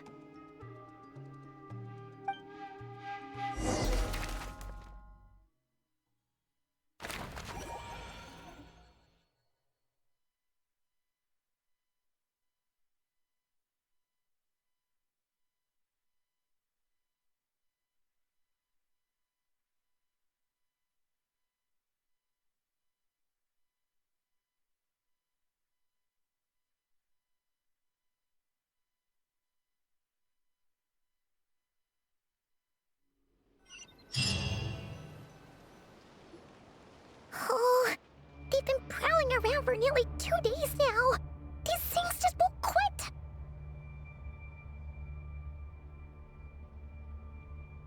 Oh, they might not have seen us yet, but them constantly sweeping the area, our way out is completely blocked.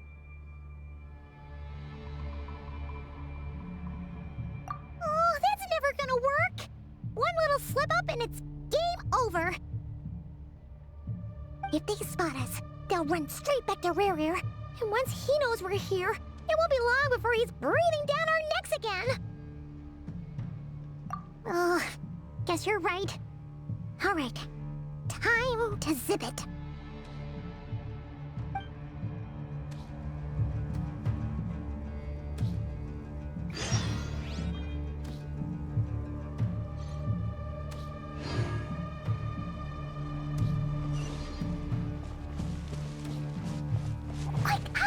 We almost got spotted!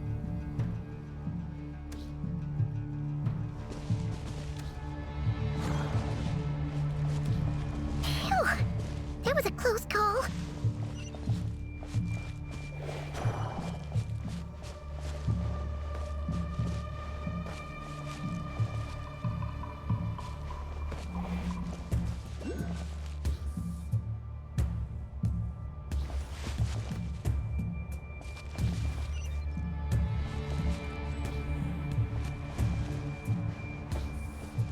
Watch out! It's coming this way!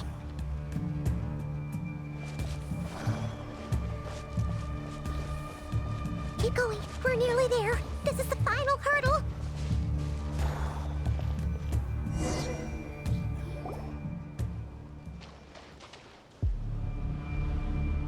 Oh, there's no end to these things!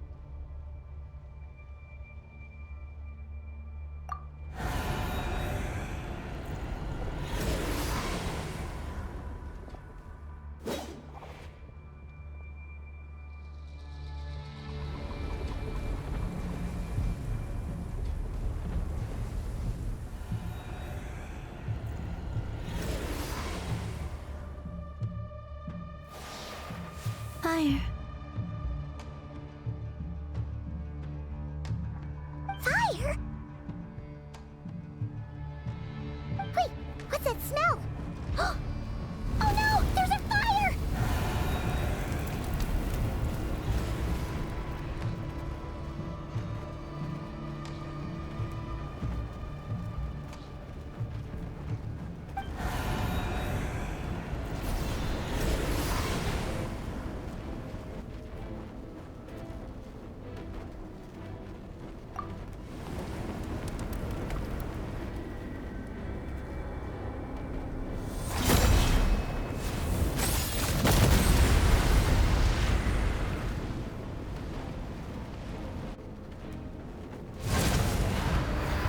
Sandrone was right. You look weak, Columbina.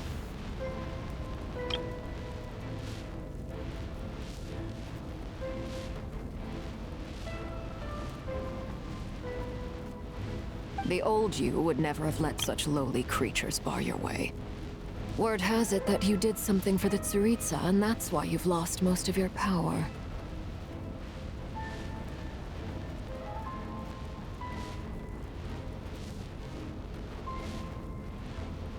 Freedom comes at a heavy price, doesn't it?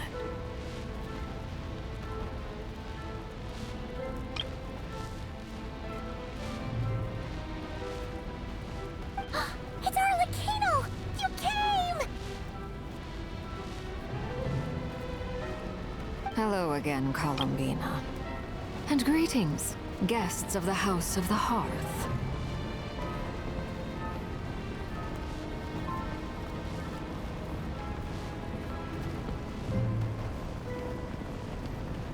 It's been a while, Arlecchino.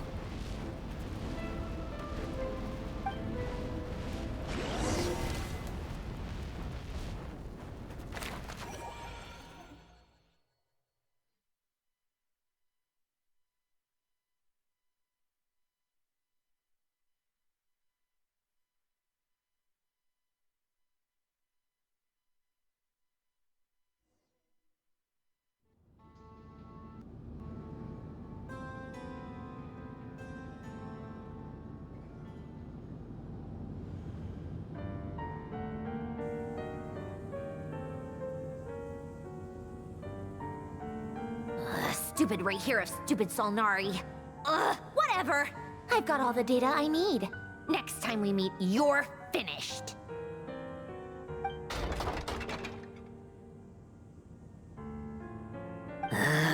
He sure doesn't pull his punches.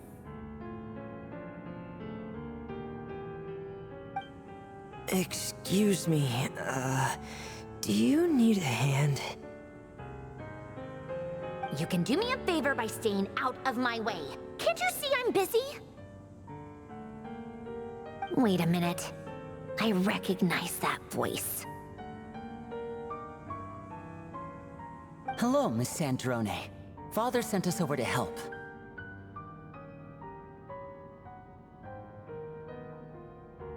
Huh. How considerate of her. Hey, Fremine, get over here and help me fix this. Lenny, you do your thing. Just keep your sister away from my machines. Nearly every machine that Catgirl touches ends up going haywire. Go put her on cleaning duty or something.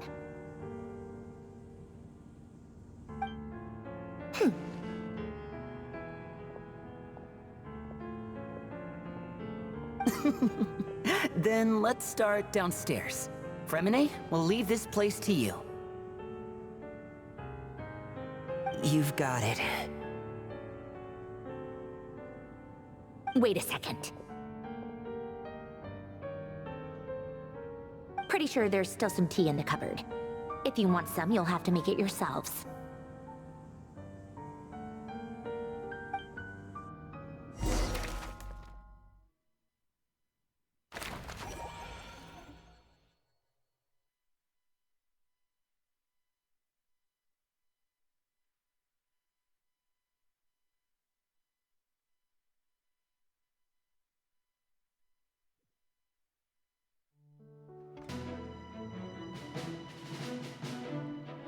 It's a relief to see you all made it back in one piece. Huh? Feels like there's quite a few people missing. Where's Flint's and the others? And what about Nefer? I returned ahead of them. Flint is helping Aino and Anefa to set up the decoys and buy us some time. As for Miss Nefer... Boss is still wrapping things up on her end. She sent us back to fill you all in on the top secret intel we've been gathering. I see. Then let's get right into it. But first, who do we have here? You brought someone else in to help?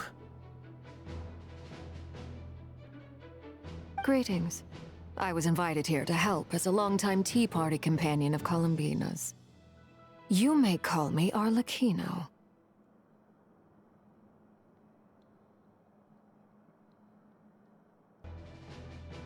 Surely it can't be. Those eyes. Oh, where have I seen them before? Wait, of course. In those memories we just saw.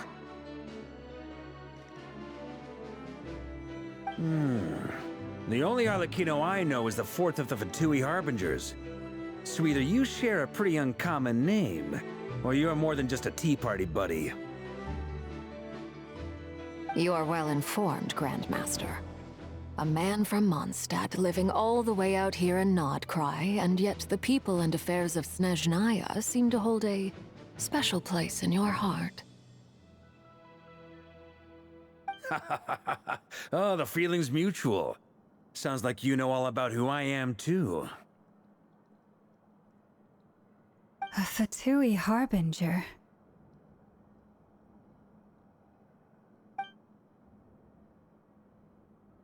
The atmosphere in here just got really tense. Guess we can't just start trusting Fatui Harbingers, even at a time like this.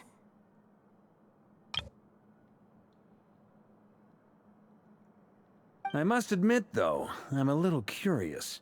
Seeing as the moon goddess no longer belongs to the Fatui, what makes you so willing to put your neck on the line here? Nor does Nordkrai belong to Mondstadt, Mr. Varka. Yet still, you're fighting for it all the same. Things don't always have to have a tangible payoff. Sometimes, stopping things from spiraling out of control is a higher priority than chasing the spoils of victory.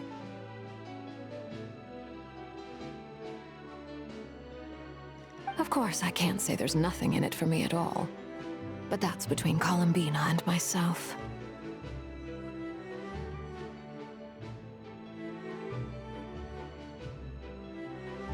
Forgive me. I don't mean to doubt you. It's just that the Fatui really have been the source of many of our troubles. We have our own way of doing things here in Nordkrai. But ever since they arrived, the Fatui have treated us with nothing but hostility. I know there's been a lot of bad blood between us in the past. I've done my utmost to avoid friction whenever I could. But sometimes fundamental conflicts of interest simply can't be settled amicably. That's why I'm here solely in a personal capacity. This has nothing to do with the Fatui. As a gesture of good faith, I'll be frank. I can help Columbina track down the iridescent moon's marrow, which will help her restore more of her power. Anyway, what else is on the agenda? Let's begin. She says she'll be frank, then completely skips over the details. Looks like she doesn't want to give away too many secrets after all. But she clearly wants to change the subject. It'd be awkward if I tried to bring it up again now. I guess we'll just have to go along with it. She's the fourth of the Fatui Harbingers after all. One look and you can tell she's not someone you'd want to mess with.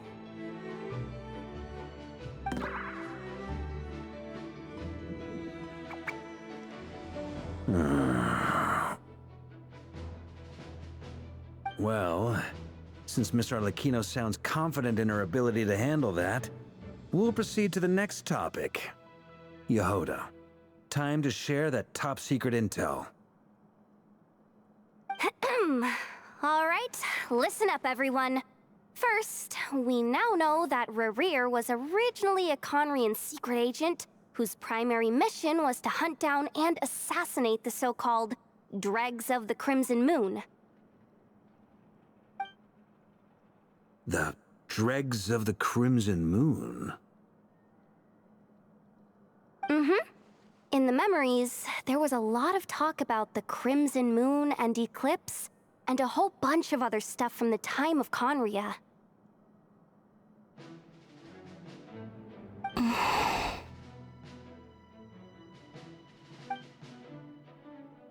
To my knowledge, those were the names of 2 different Conrian dynasties. Long, long ago, it is said that the people of Conria worshipped the Crimson Moon, drawing a mysterious power from its reflection. But one day, a coup saw the Crimson Moon eclipsed, hence the name of the new dynasty that replaced it, and how it became the new emblem of Conria.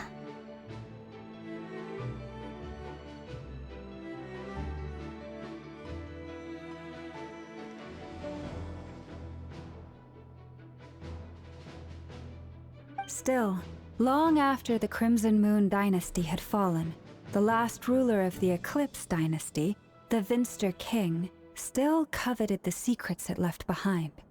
So, he sent the Rehir of Solnari to secretly hunt down the Crimson Moon's few remaining followers.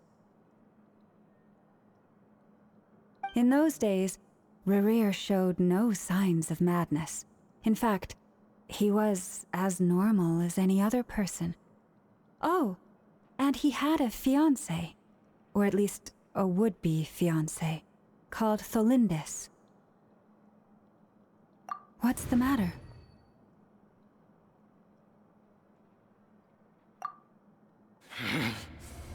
Verfnir, Freindaughter, Flinders,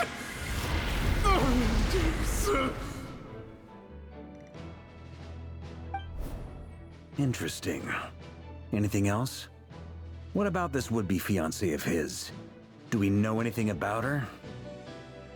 Well, she was a researcher at the Universitas Magistrorum, but it felt like she was hiding some kind of secret.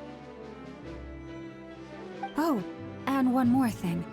For some reason, Rerir's fragment also contained some of Tholindis' memories, though only a very small portion. Well, no shortage of potential leads, I'll give you that. In any case, it sounds like we can conclude that while Tholindis was still around, Rerir appeared to be lucid and quite normal. Tholindis, it seems, must have been the one thing in this world that he couldn't let go of. Tell me, though, were these pure-blood Conrians we're talking about here? Why do you need to know that? Hold on. If she was a pure-blood Conrian...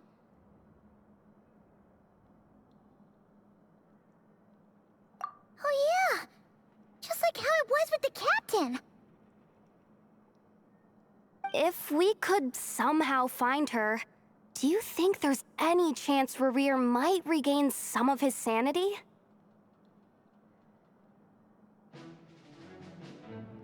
It's possible, but it would take a miracle. We can't pin all our hopes on that.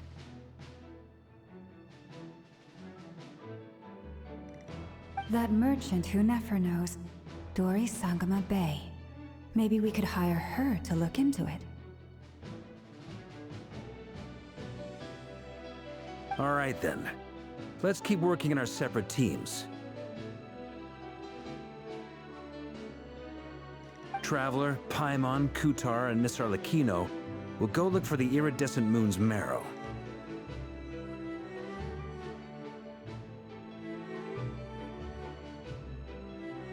As for the others...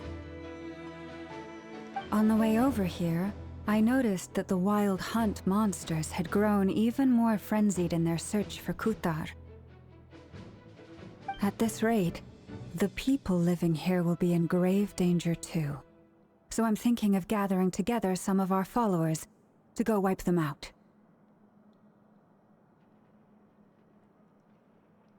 I'll head back to the Curatorium and meet up with the boss. Feels good knowing we've all got something to be getting on with. Given that the Wild Hunt has been a lot more active lately, the Lightkeepers have likely begun their own operations too. If that is the case, someone will need to pass the news on to Flint's. I'll hold the fort for now, then discuss our next move with Flint's, Aino, and Anefa when they get back.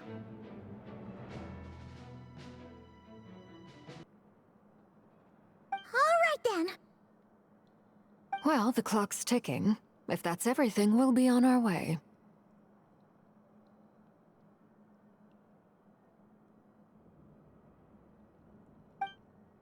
We'd better get moving too. We'll try to buy you as much time as we can. Relax. Just do your thing. Now, I decided to call in some backup since things are getting so hairy. Our reinforcements should be here any minute now. Stay safe, everyone. Dismissed.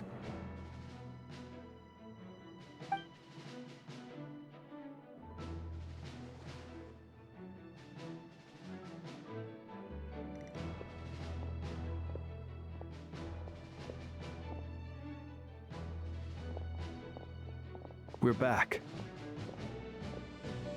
Did we get here a little early? Or a little late?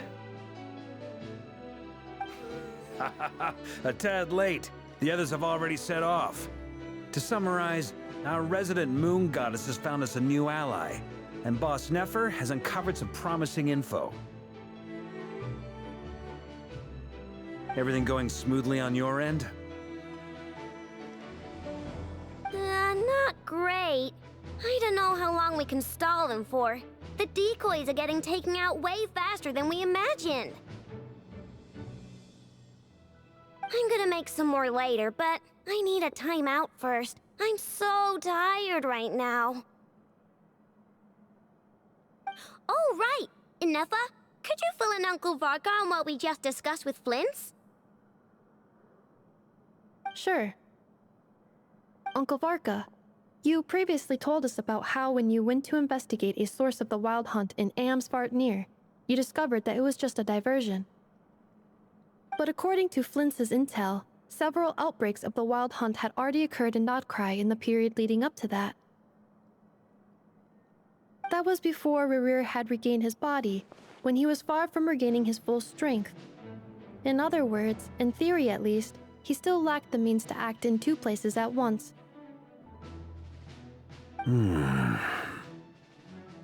Flint's, with everything that's been happening, the Lightkeepers across Notcry are rallying to fight back against the Wild Hunt.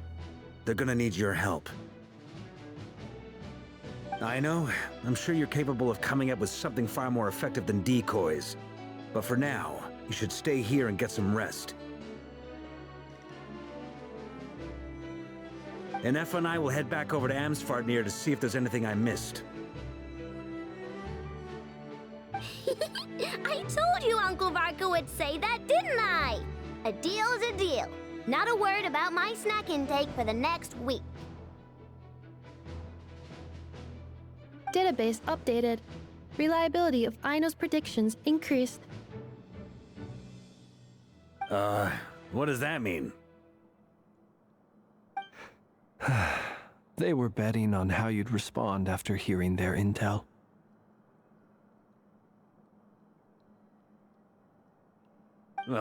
It's the obvious choice, isn't it? That's hardly worth betting on.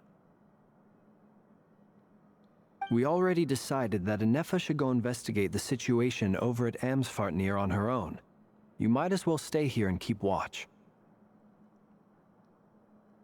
Someone needs to hang back and oversee our strategy meetings. And besides, you still haven't fully recovered from ambushing Rerir. So I've ended up with the easiest assignment. Well, I appreciate it, everyone. See you when you get back.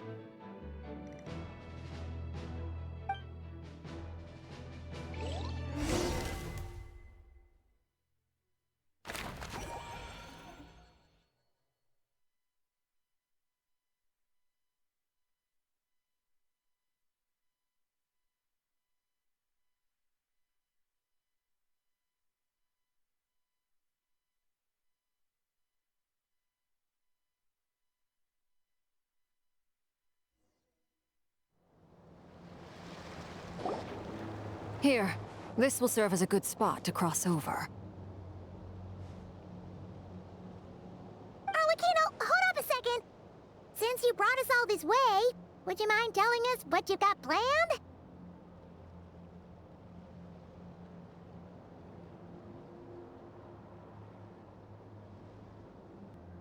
We still haven't got the slightest idea what's going on here.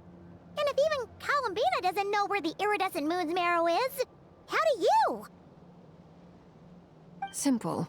Because I am an inheritor of the royal bloodline of the Crimson Moon, and one of the last surviving embers of the Two Worlds' flames.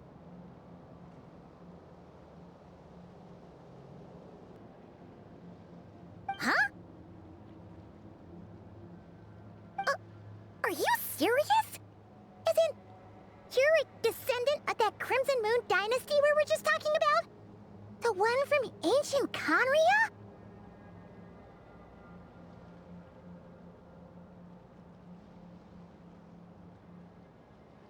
Your surprise is understandable. I was also taken aback when I first learned of it. But the more I thought about it, the more I realized the signs had been there all along.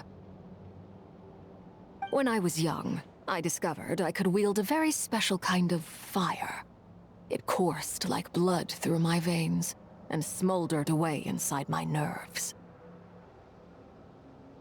What's more, whenever I experienced strong bursts of emotion or drew too deeply on this power, it was like some kind of presence within the fire would begin to gnaw away at me, consuming me from the inside out. Exactly. That is why my hands are like this, too. At first, I saw it only as a curse, but once I became a harbinger, the jester apprised me of the truth.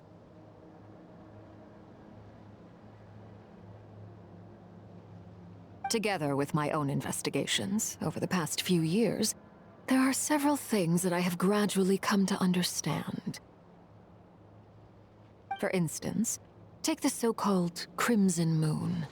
In truth, it is nothing more than the shattered remnants of the iridescent moon, fused with the abyss to prolong its lifespan. Since this blood flame was bestowed upon me by the Crimson Moon, it is a fusion of the iridescent moon's former power and the corruption of the abyss.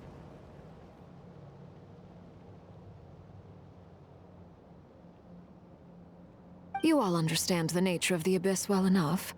I draw upon its power, and in return, it hungers for my soul. This strange blackness is the mark of corruption it has left behind. If I recall correctly, you once told me that if the corruption ever made it to your heart, you'd become a completely different person. Yes. And that's the reason I'm always careful not to push my power too far. It's essentially a never-ending tug of war. Whew. Sounds intense. Anyway, the rest of my story can wait. Is there anything else about the Crimson Moon or the Iridescent Moon that you're unclear about? Paimon has a question. So, the Crimson Moon that the Carians used to worship was actually the Iridescent Moon, right? Which was one of the three Moon Sisters. Does that mean that the Carians were to the Crimson Moon as the Frost Moon Scions are to the Frost Moon?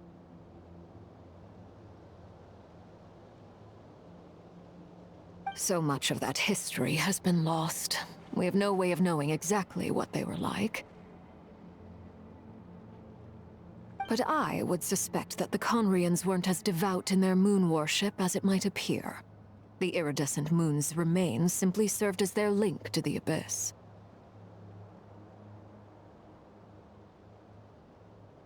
Later on, perhaps someone discovered a way to make direct contact with the abyss. Or maybe there was some kind of ideological divide. Either way, a dissenting faction staged a coup, and drove out the royal heirs of the Crimson Moon dynasty. Still, even with the dark sun looming high overhead, the Crimson Moon's glow never truly faded. If you want living proof, it's standing right before you. The first time we met, I sensed something familiar in your presence.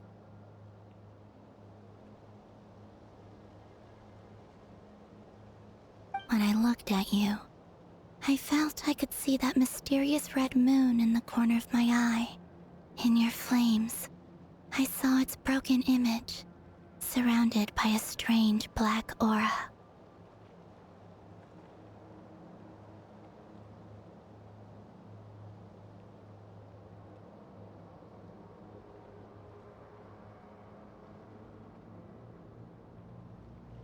Well, I appreciate that you kept it to yourself.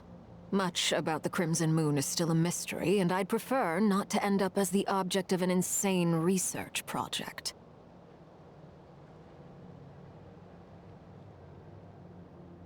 Anyway, time is against us here, so if there's any other questions, they'll have to wait. I just want to make sure I've got one thing straight.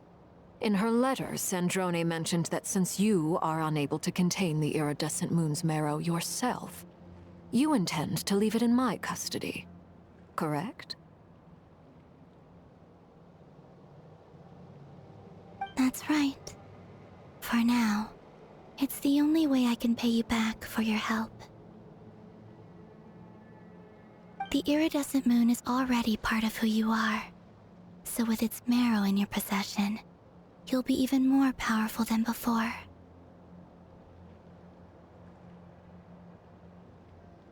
Deal. Then let's get started.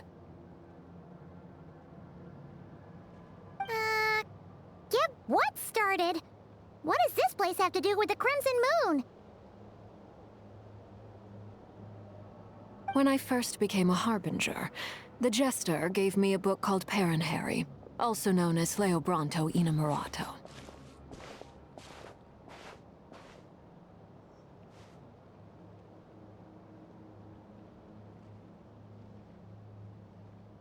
You should be able to buy a copy next time you're in Fontaine. It's a love story set in the Crimson Moon era, but setting aside the tangled romances of its characters, it also records a few interesting details. In the Crimson Moon era, or so the story goes, there was an orphanage that received children from beyond the bounds of this world, and subjected them to a peculiar induction ceremony. Beyond the bounds of this world? For real? And what kind of induction ceremony? The Crimson Moon sages looked beyond this world for beings with powers that surpassed the gods. But fearing they might lose control, they subjected these children to a process of refinement.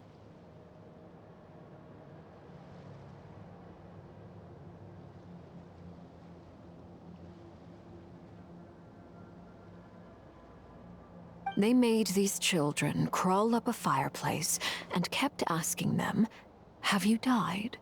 Did you see it?" Until they finally admitted to having died and seen a crimson moon. The adults embraced the children who passed the ritual, telling them, "Within the fireplace, you have traversed the flames between two worlds. Here and now, you are born anew." The book leaves much unsaid, but I suspect that this was their way of branding the children they had enrolled, leaving an indelible mark upon them so that they would forever live in the Crimson Moon's light. That explains why I can't sense the Crimson Moon's marrow in this world. It makes sense that it would be sealed in a special space that can only be accessed temporarily through some kind of ritual.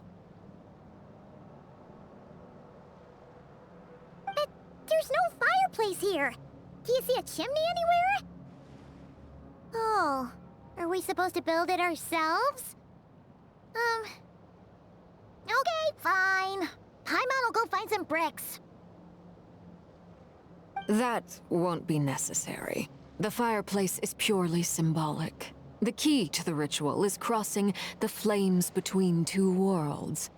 In other words, the flames that burn within me.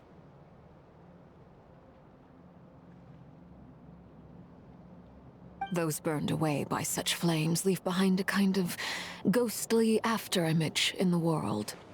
In the days of Conria, people believed they could be used to bridge the gap between the two worlds of life and death. In short, I can open a passage to that space for you. That's the easy part.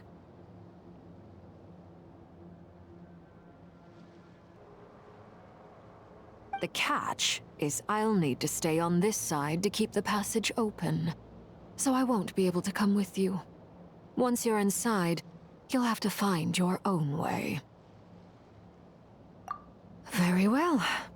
Then I'll open it up. Traveler, spare me a little more moonlight if you would. I may need it.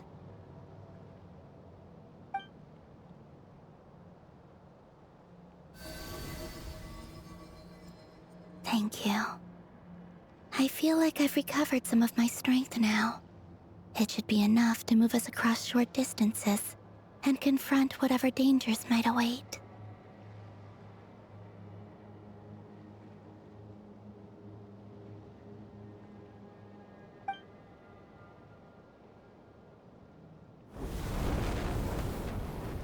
Mistress of the seven hues of ages past, Great Mother of the present, crimson-clad sovereign of the two realms. By fire severed, by fire renewed. I offer myself now and beseech your descent.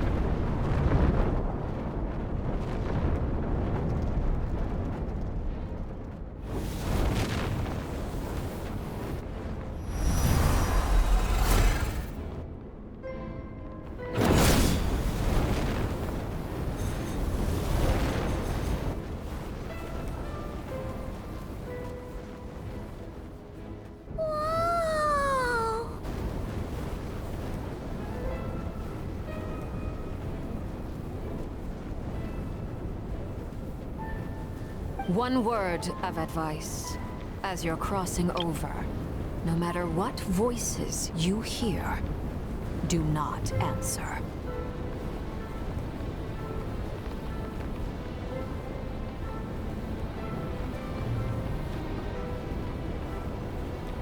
Got it!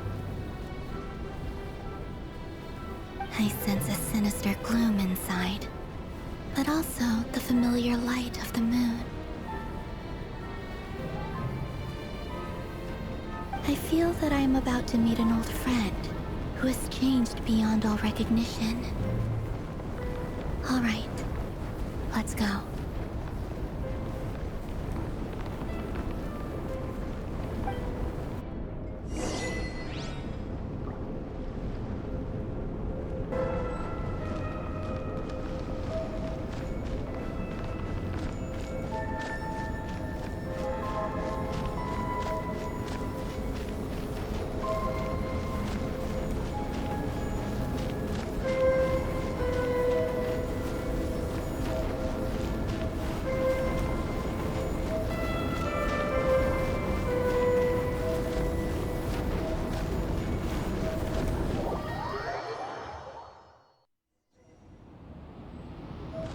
I sense your presence, and crave you death and rebirth. Wait, why are you? You have crossed over from another world, transcended fate itself. I have no right to.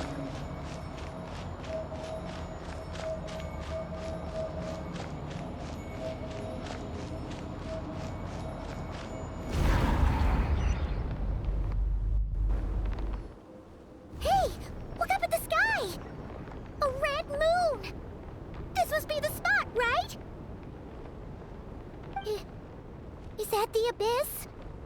It's practically filled the entire place. What now?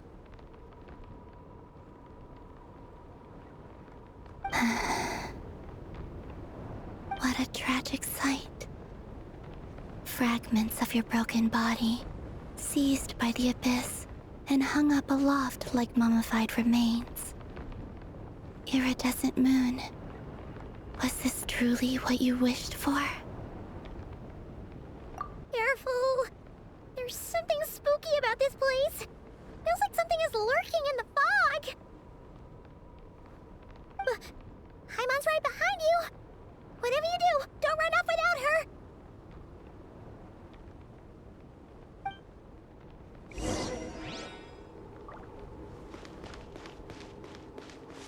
By the way, Columbina, didn't you tell us that the iridescent moon had shattered into pieces? The moon up there looks pretty whole to Paimon.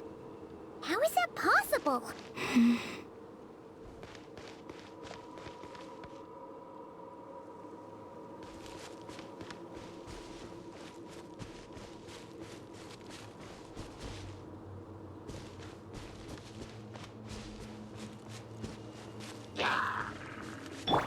Rest and rebuild! You pull. No more lies. It all falls into place.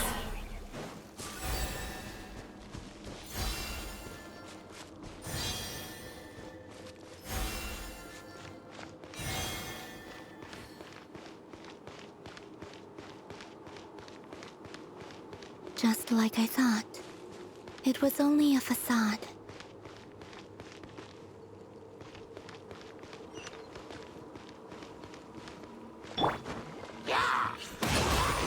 Power that ended life! For the everlasting forest. It all adds up. Let's see what you're made of. Let's see what you're made of.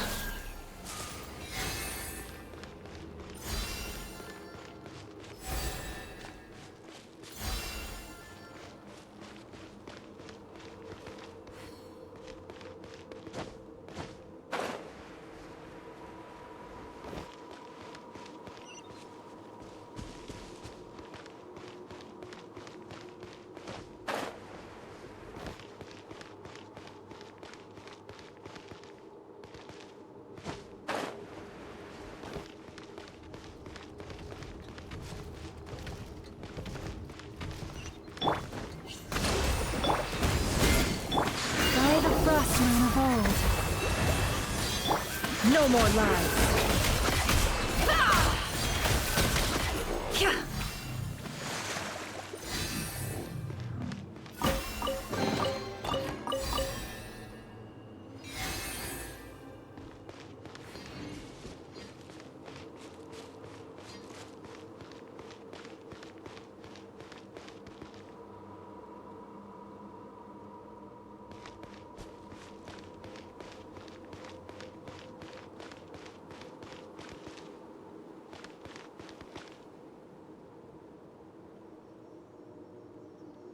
Huh? Huh? For real? That's way too high! There's no way we'll be able to reach it! No. I'm not sensing anything up there. It's coming from under the mountain. Let's see... Ah! There's some kind of weird shadow over the water! Wait, see that? Looks like a mechanism of some sort. Let's check it out!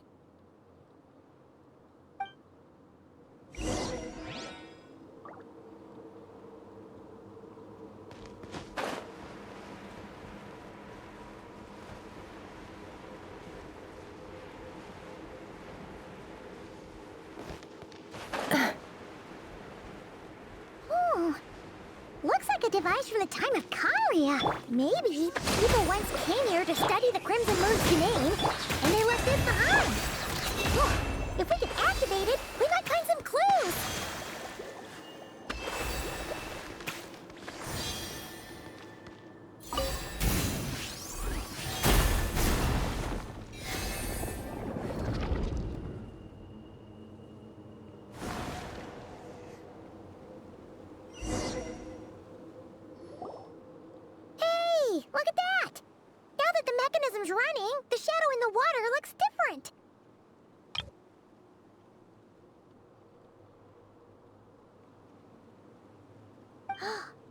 Do you think these mechanisms might be the key to unlocking the secret? Let's try to find more of them! Thelindis, we'll leave the rest of the research in your hands. We'll be heading back now.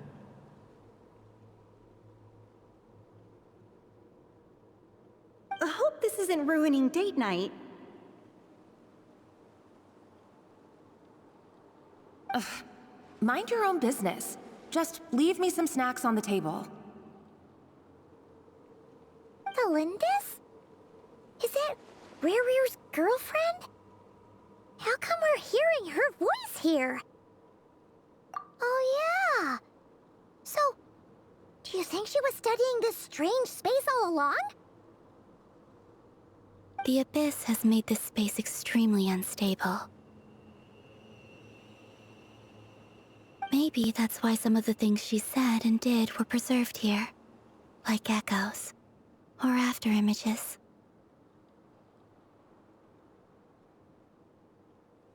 Whenever I see this view, it takes me back to a poem from my childhood.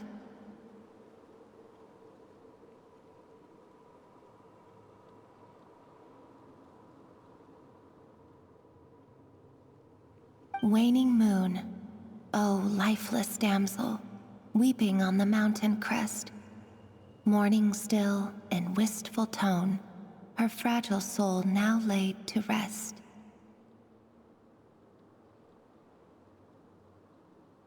For me, of all people, to be here investigating the mysteries of the Crimson Moon space, is it a coincidence or something more?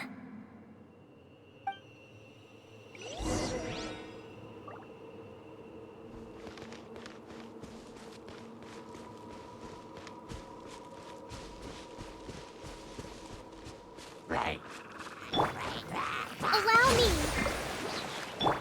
Forest, protect us. Can't hide the truth. Let's see what you're made of.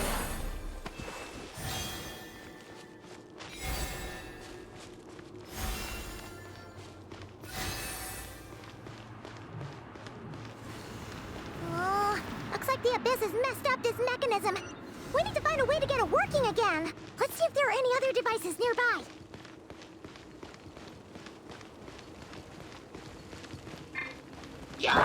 Rest and rebuild! Leave this place.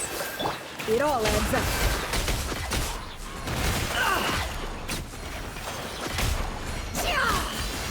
Seek within.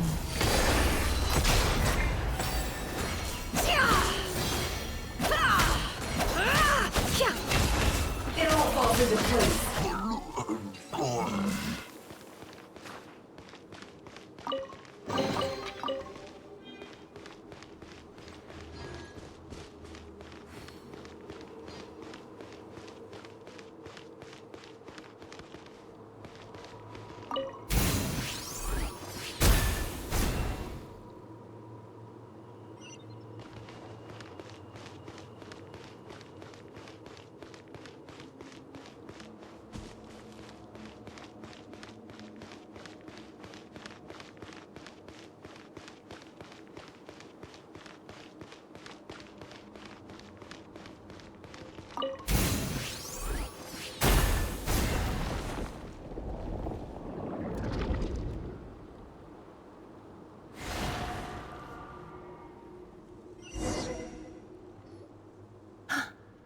I see.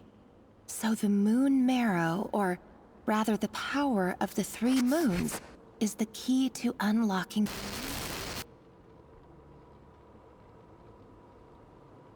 If it really does exist, then maybe this madness can finally be put to an end.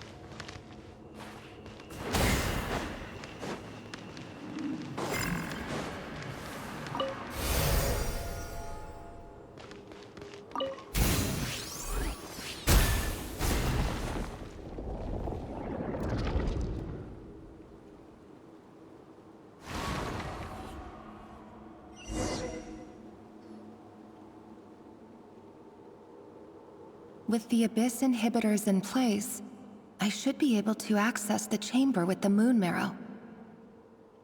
Oh, Rerir, with every step you take, you're drifting further from what you truly desire. But you're not the root of the problem. Ever since that outsider set foot in Conria, the Vinster King has sunken deeper into madness.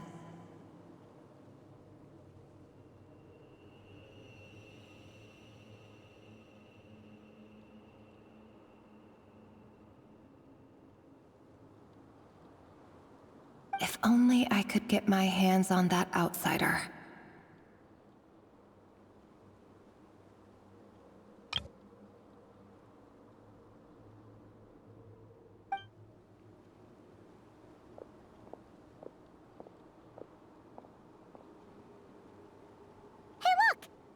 Reflection is back to normal. Elendis' voice mentioned a chamber with the moon marrow. Do you think maybe it's hidden in the moon's reflection? It must be. For within it, I sense the fragile aura of a dying soul. Then there's no time to lose! Let's go!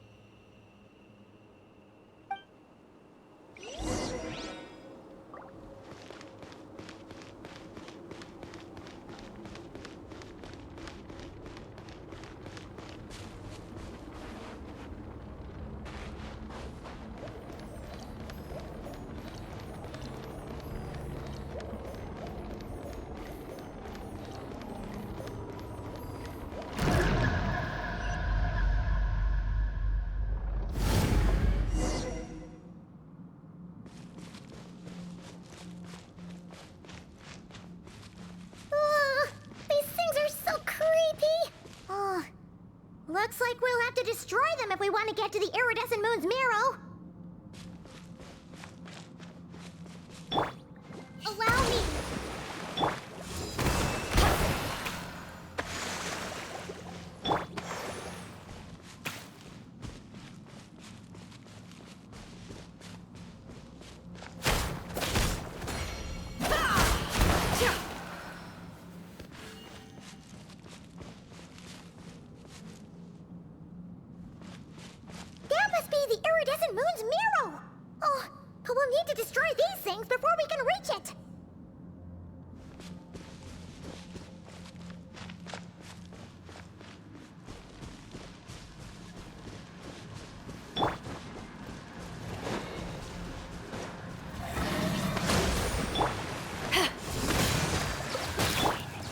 One heart, we pray. You pull it. Can't hide the truth. Let's see what you're made of.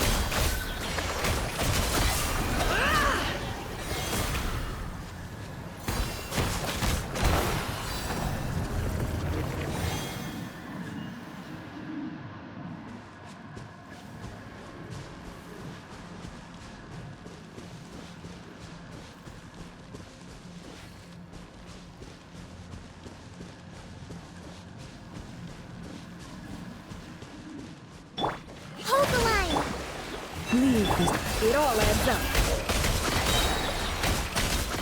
Yeah.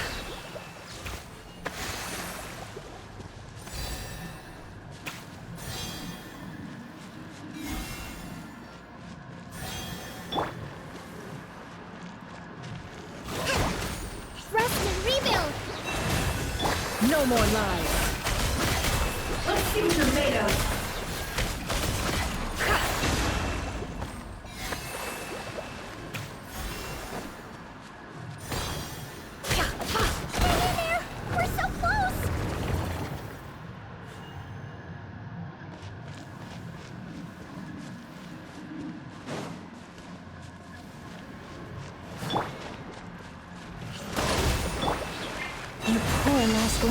By the frost moon, can't hide the truth. How unfortunate. The deception ends here. No more lies. It all falls into place.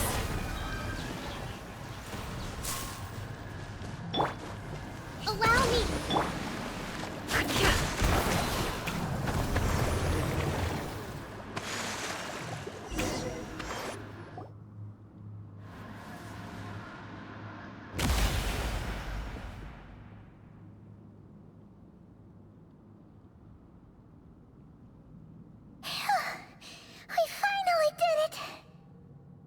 The iridescent moon's marrow, still burning away like an undying flame, yet now contaminated by the abyss. It has taken on a new form entirely. If we can purify the abyssal power within, we should be able to obtain its untainted essence.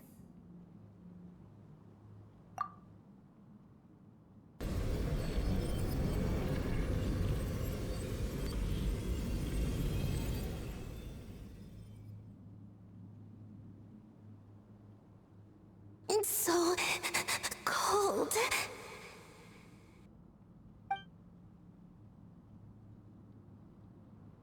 Is it you? Are you here? Huh? Are you talking to us? At long last, I can see you once more. Our fates have crossed, and I am finally free. I'm sorry, I lied to you.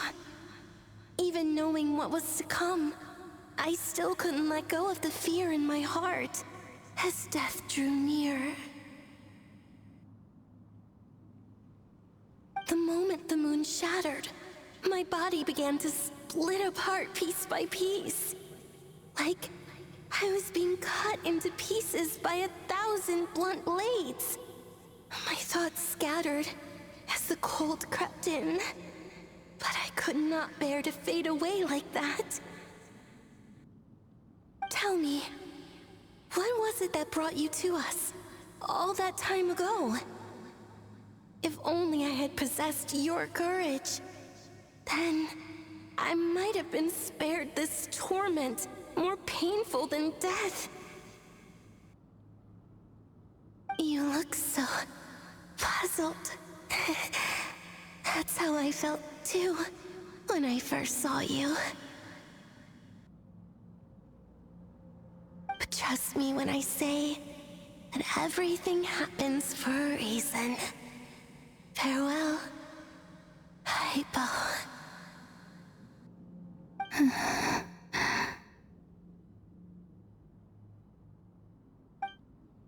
What was that all about? Was that the goddess of the iridescent moon? Oh. It sounded like she was speaking to a long-lost friend. But none of us have ever met her before, right?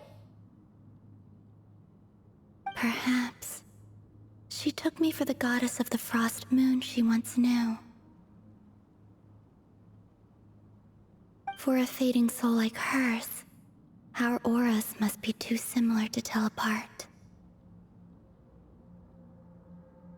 But anyway, we've got the iridescent moon's marrow now. That should help you regain your strength, right? Alright. Time to leave this place and meet back up with Arlecchino. Let's go!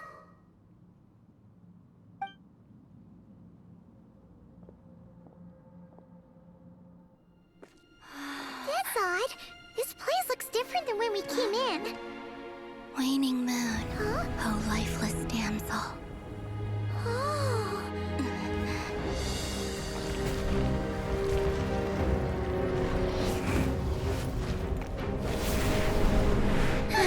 Hurry! The place is collapsing! It wants to trap us here. Who's it? The abyss? Now we've taken the moon marrow. All that's left here is a dark will. It will show us no mercy.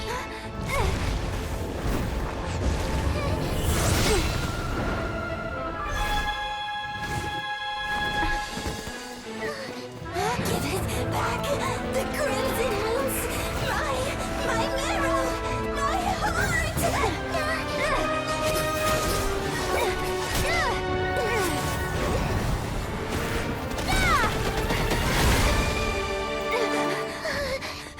Finally! Huh? Oh no! The exit's blocked! They're back! Now what do we do? This is where you fall. Witness my rise. Hey, it's... What are you waiting for?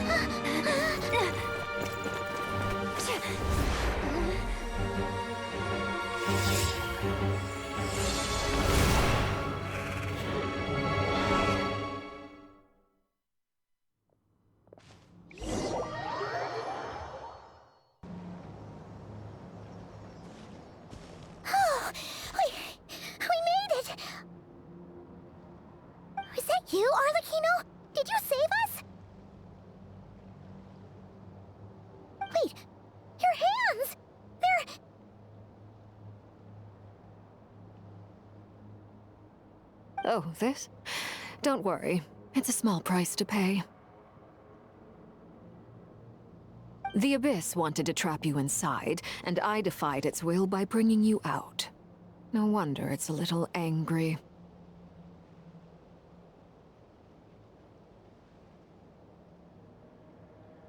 No. I have paid the price, albeit a small one, and it cannot be undone. My hands have already fused with the Abyss. Purification would simply destroy whatever's left of them.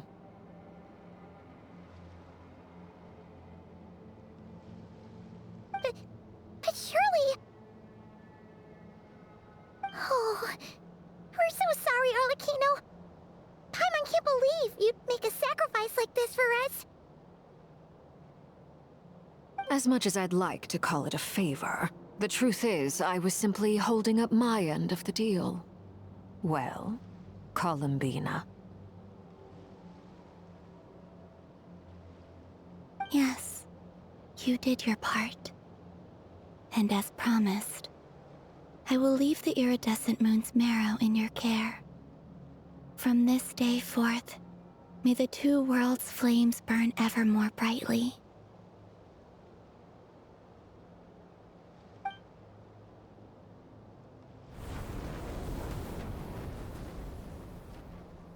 I'll take that as a blessing.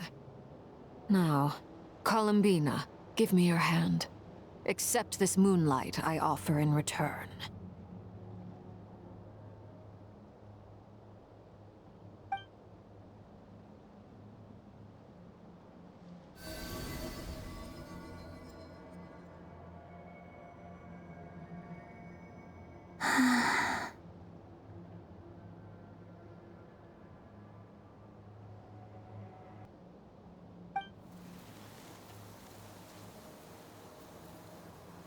Feeling stronger?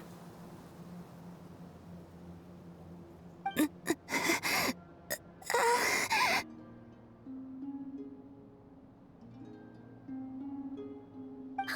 hey, Columbina! Are you okay?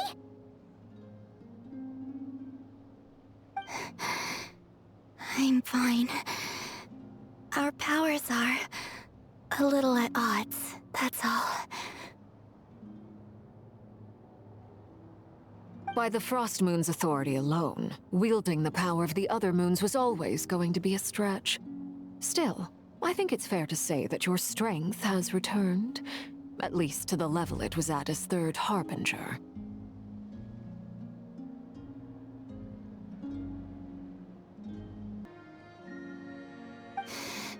It's still not enough. There's no way I can hope to challenge Rayrir like this. Just one more ray of moonlight, if you would. It's okay. I can take it.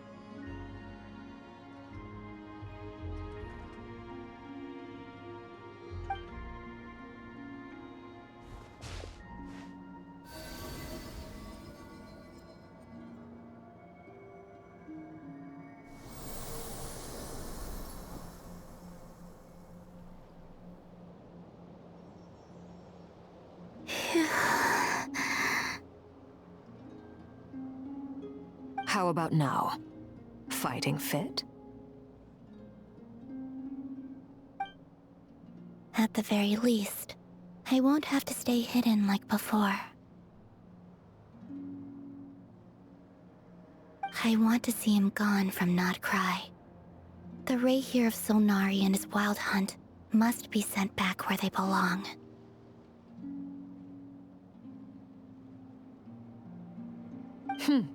Well, it's good to have something to aim for. You certainly seem more alive now than you did earlier. When I first met you, you didn't strike me as a ray of moonlight. More like a wisp of fog drifting in from who knows where, ready to scatter at the first sign of a breeze. But now, you're full of vitality. Just like the Frost Moon, once the brightest of them all. May you keep shining, Columbina. This is who you are. Thank you. Look after yourself too, Arlecchino. I know you have plans of your own, and that's why you're always seeking to grow stronger. But whatever you're after, don't let the Abyss take a hold of you. I do not wish to see you go down the same path as Revier.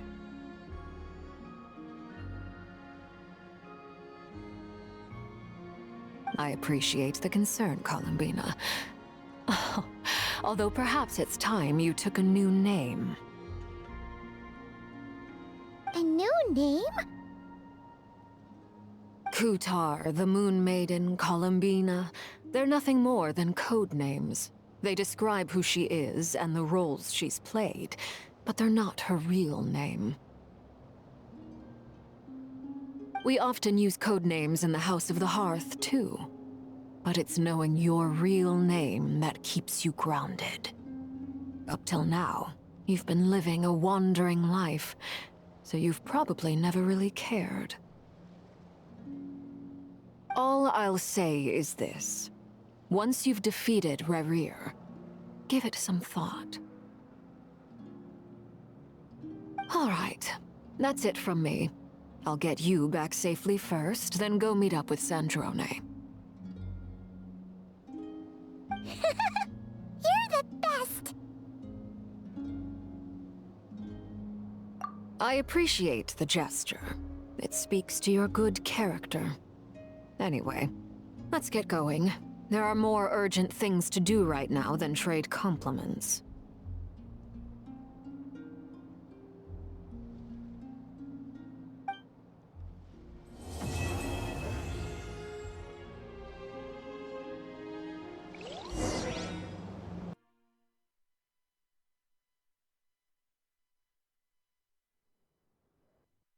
But we got the iridescent moon's marrow and restored Columbina's strength. And that's all that matters.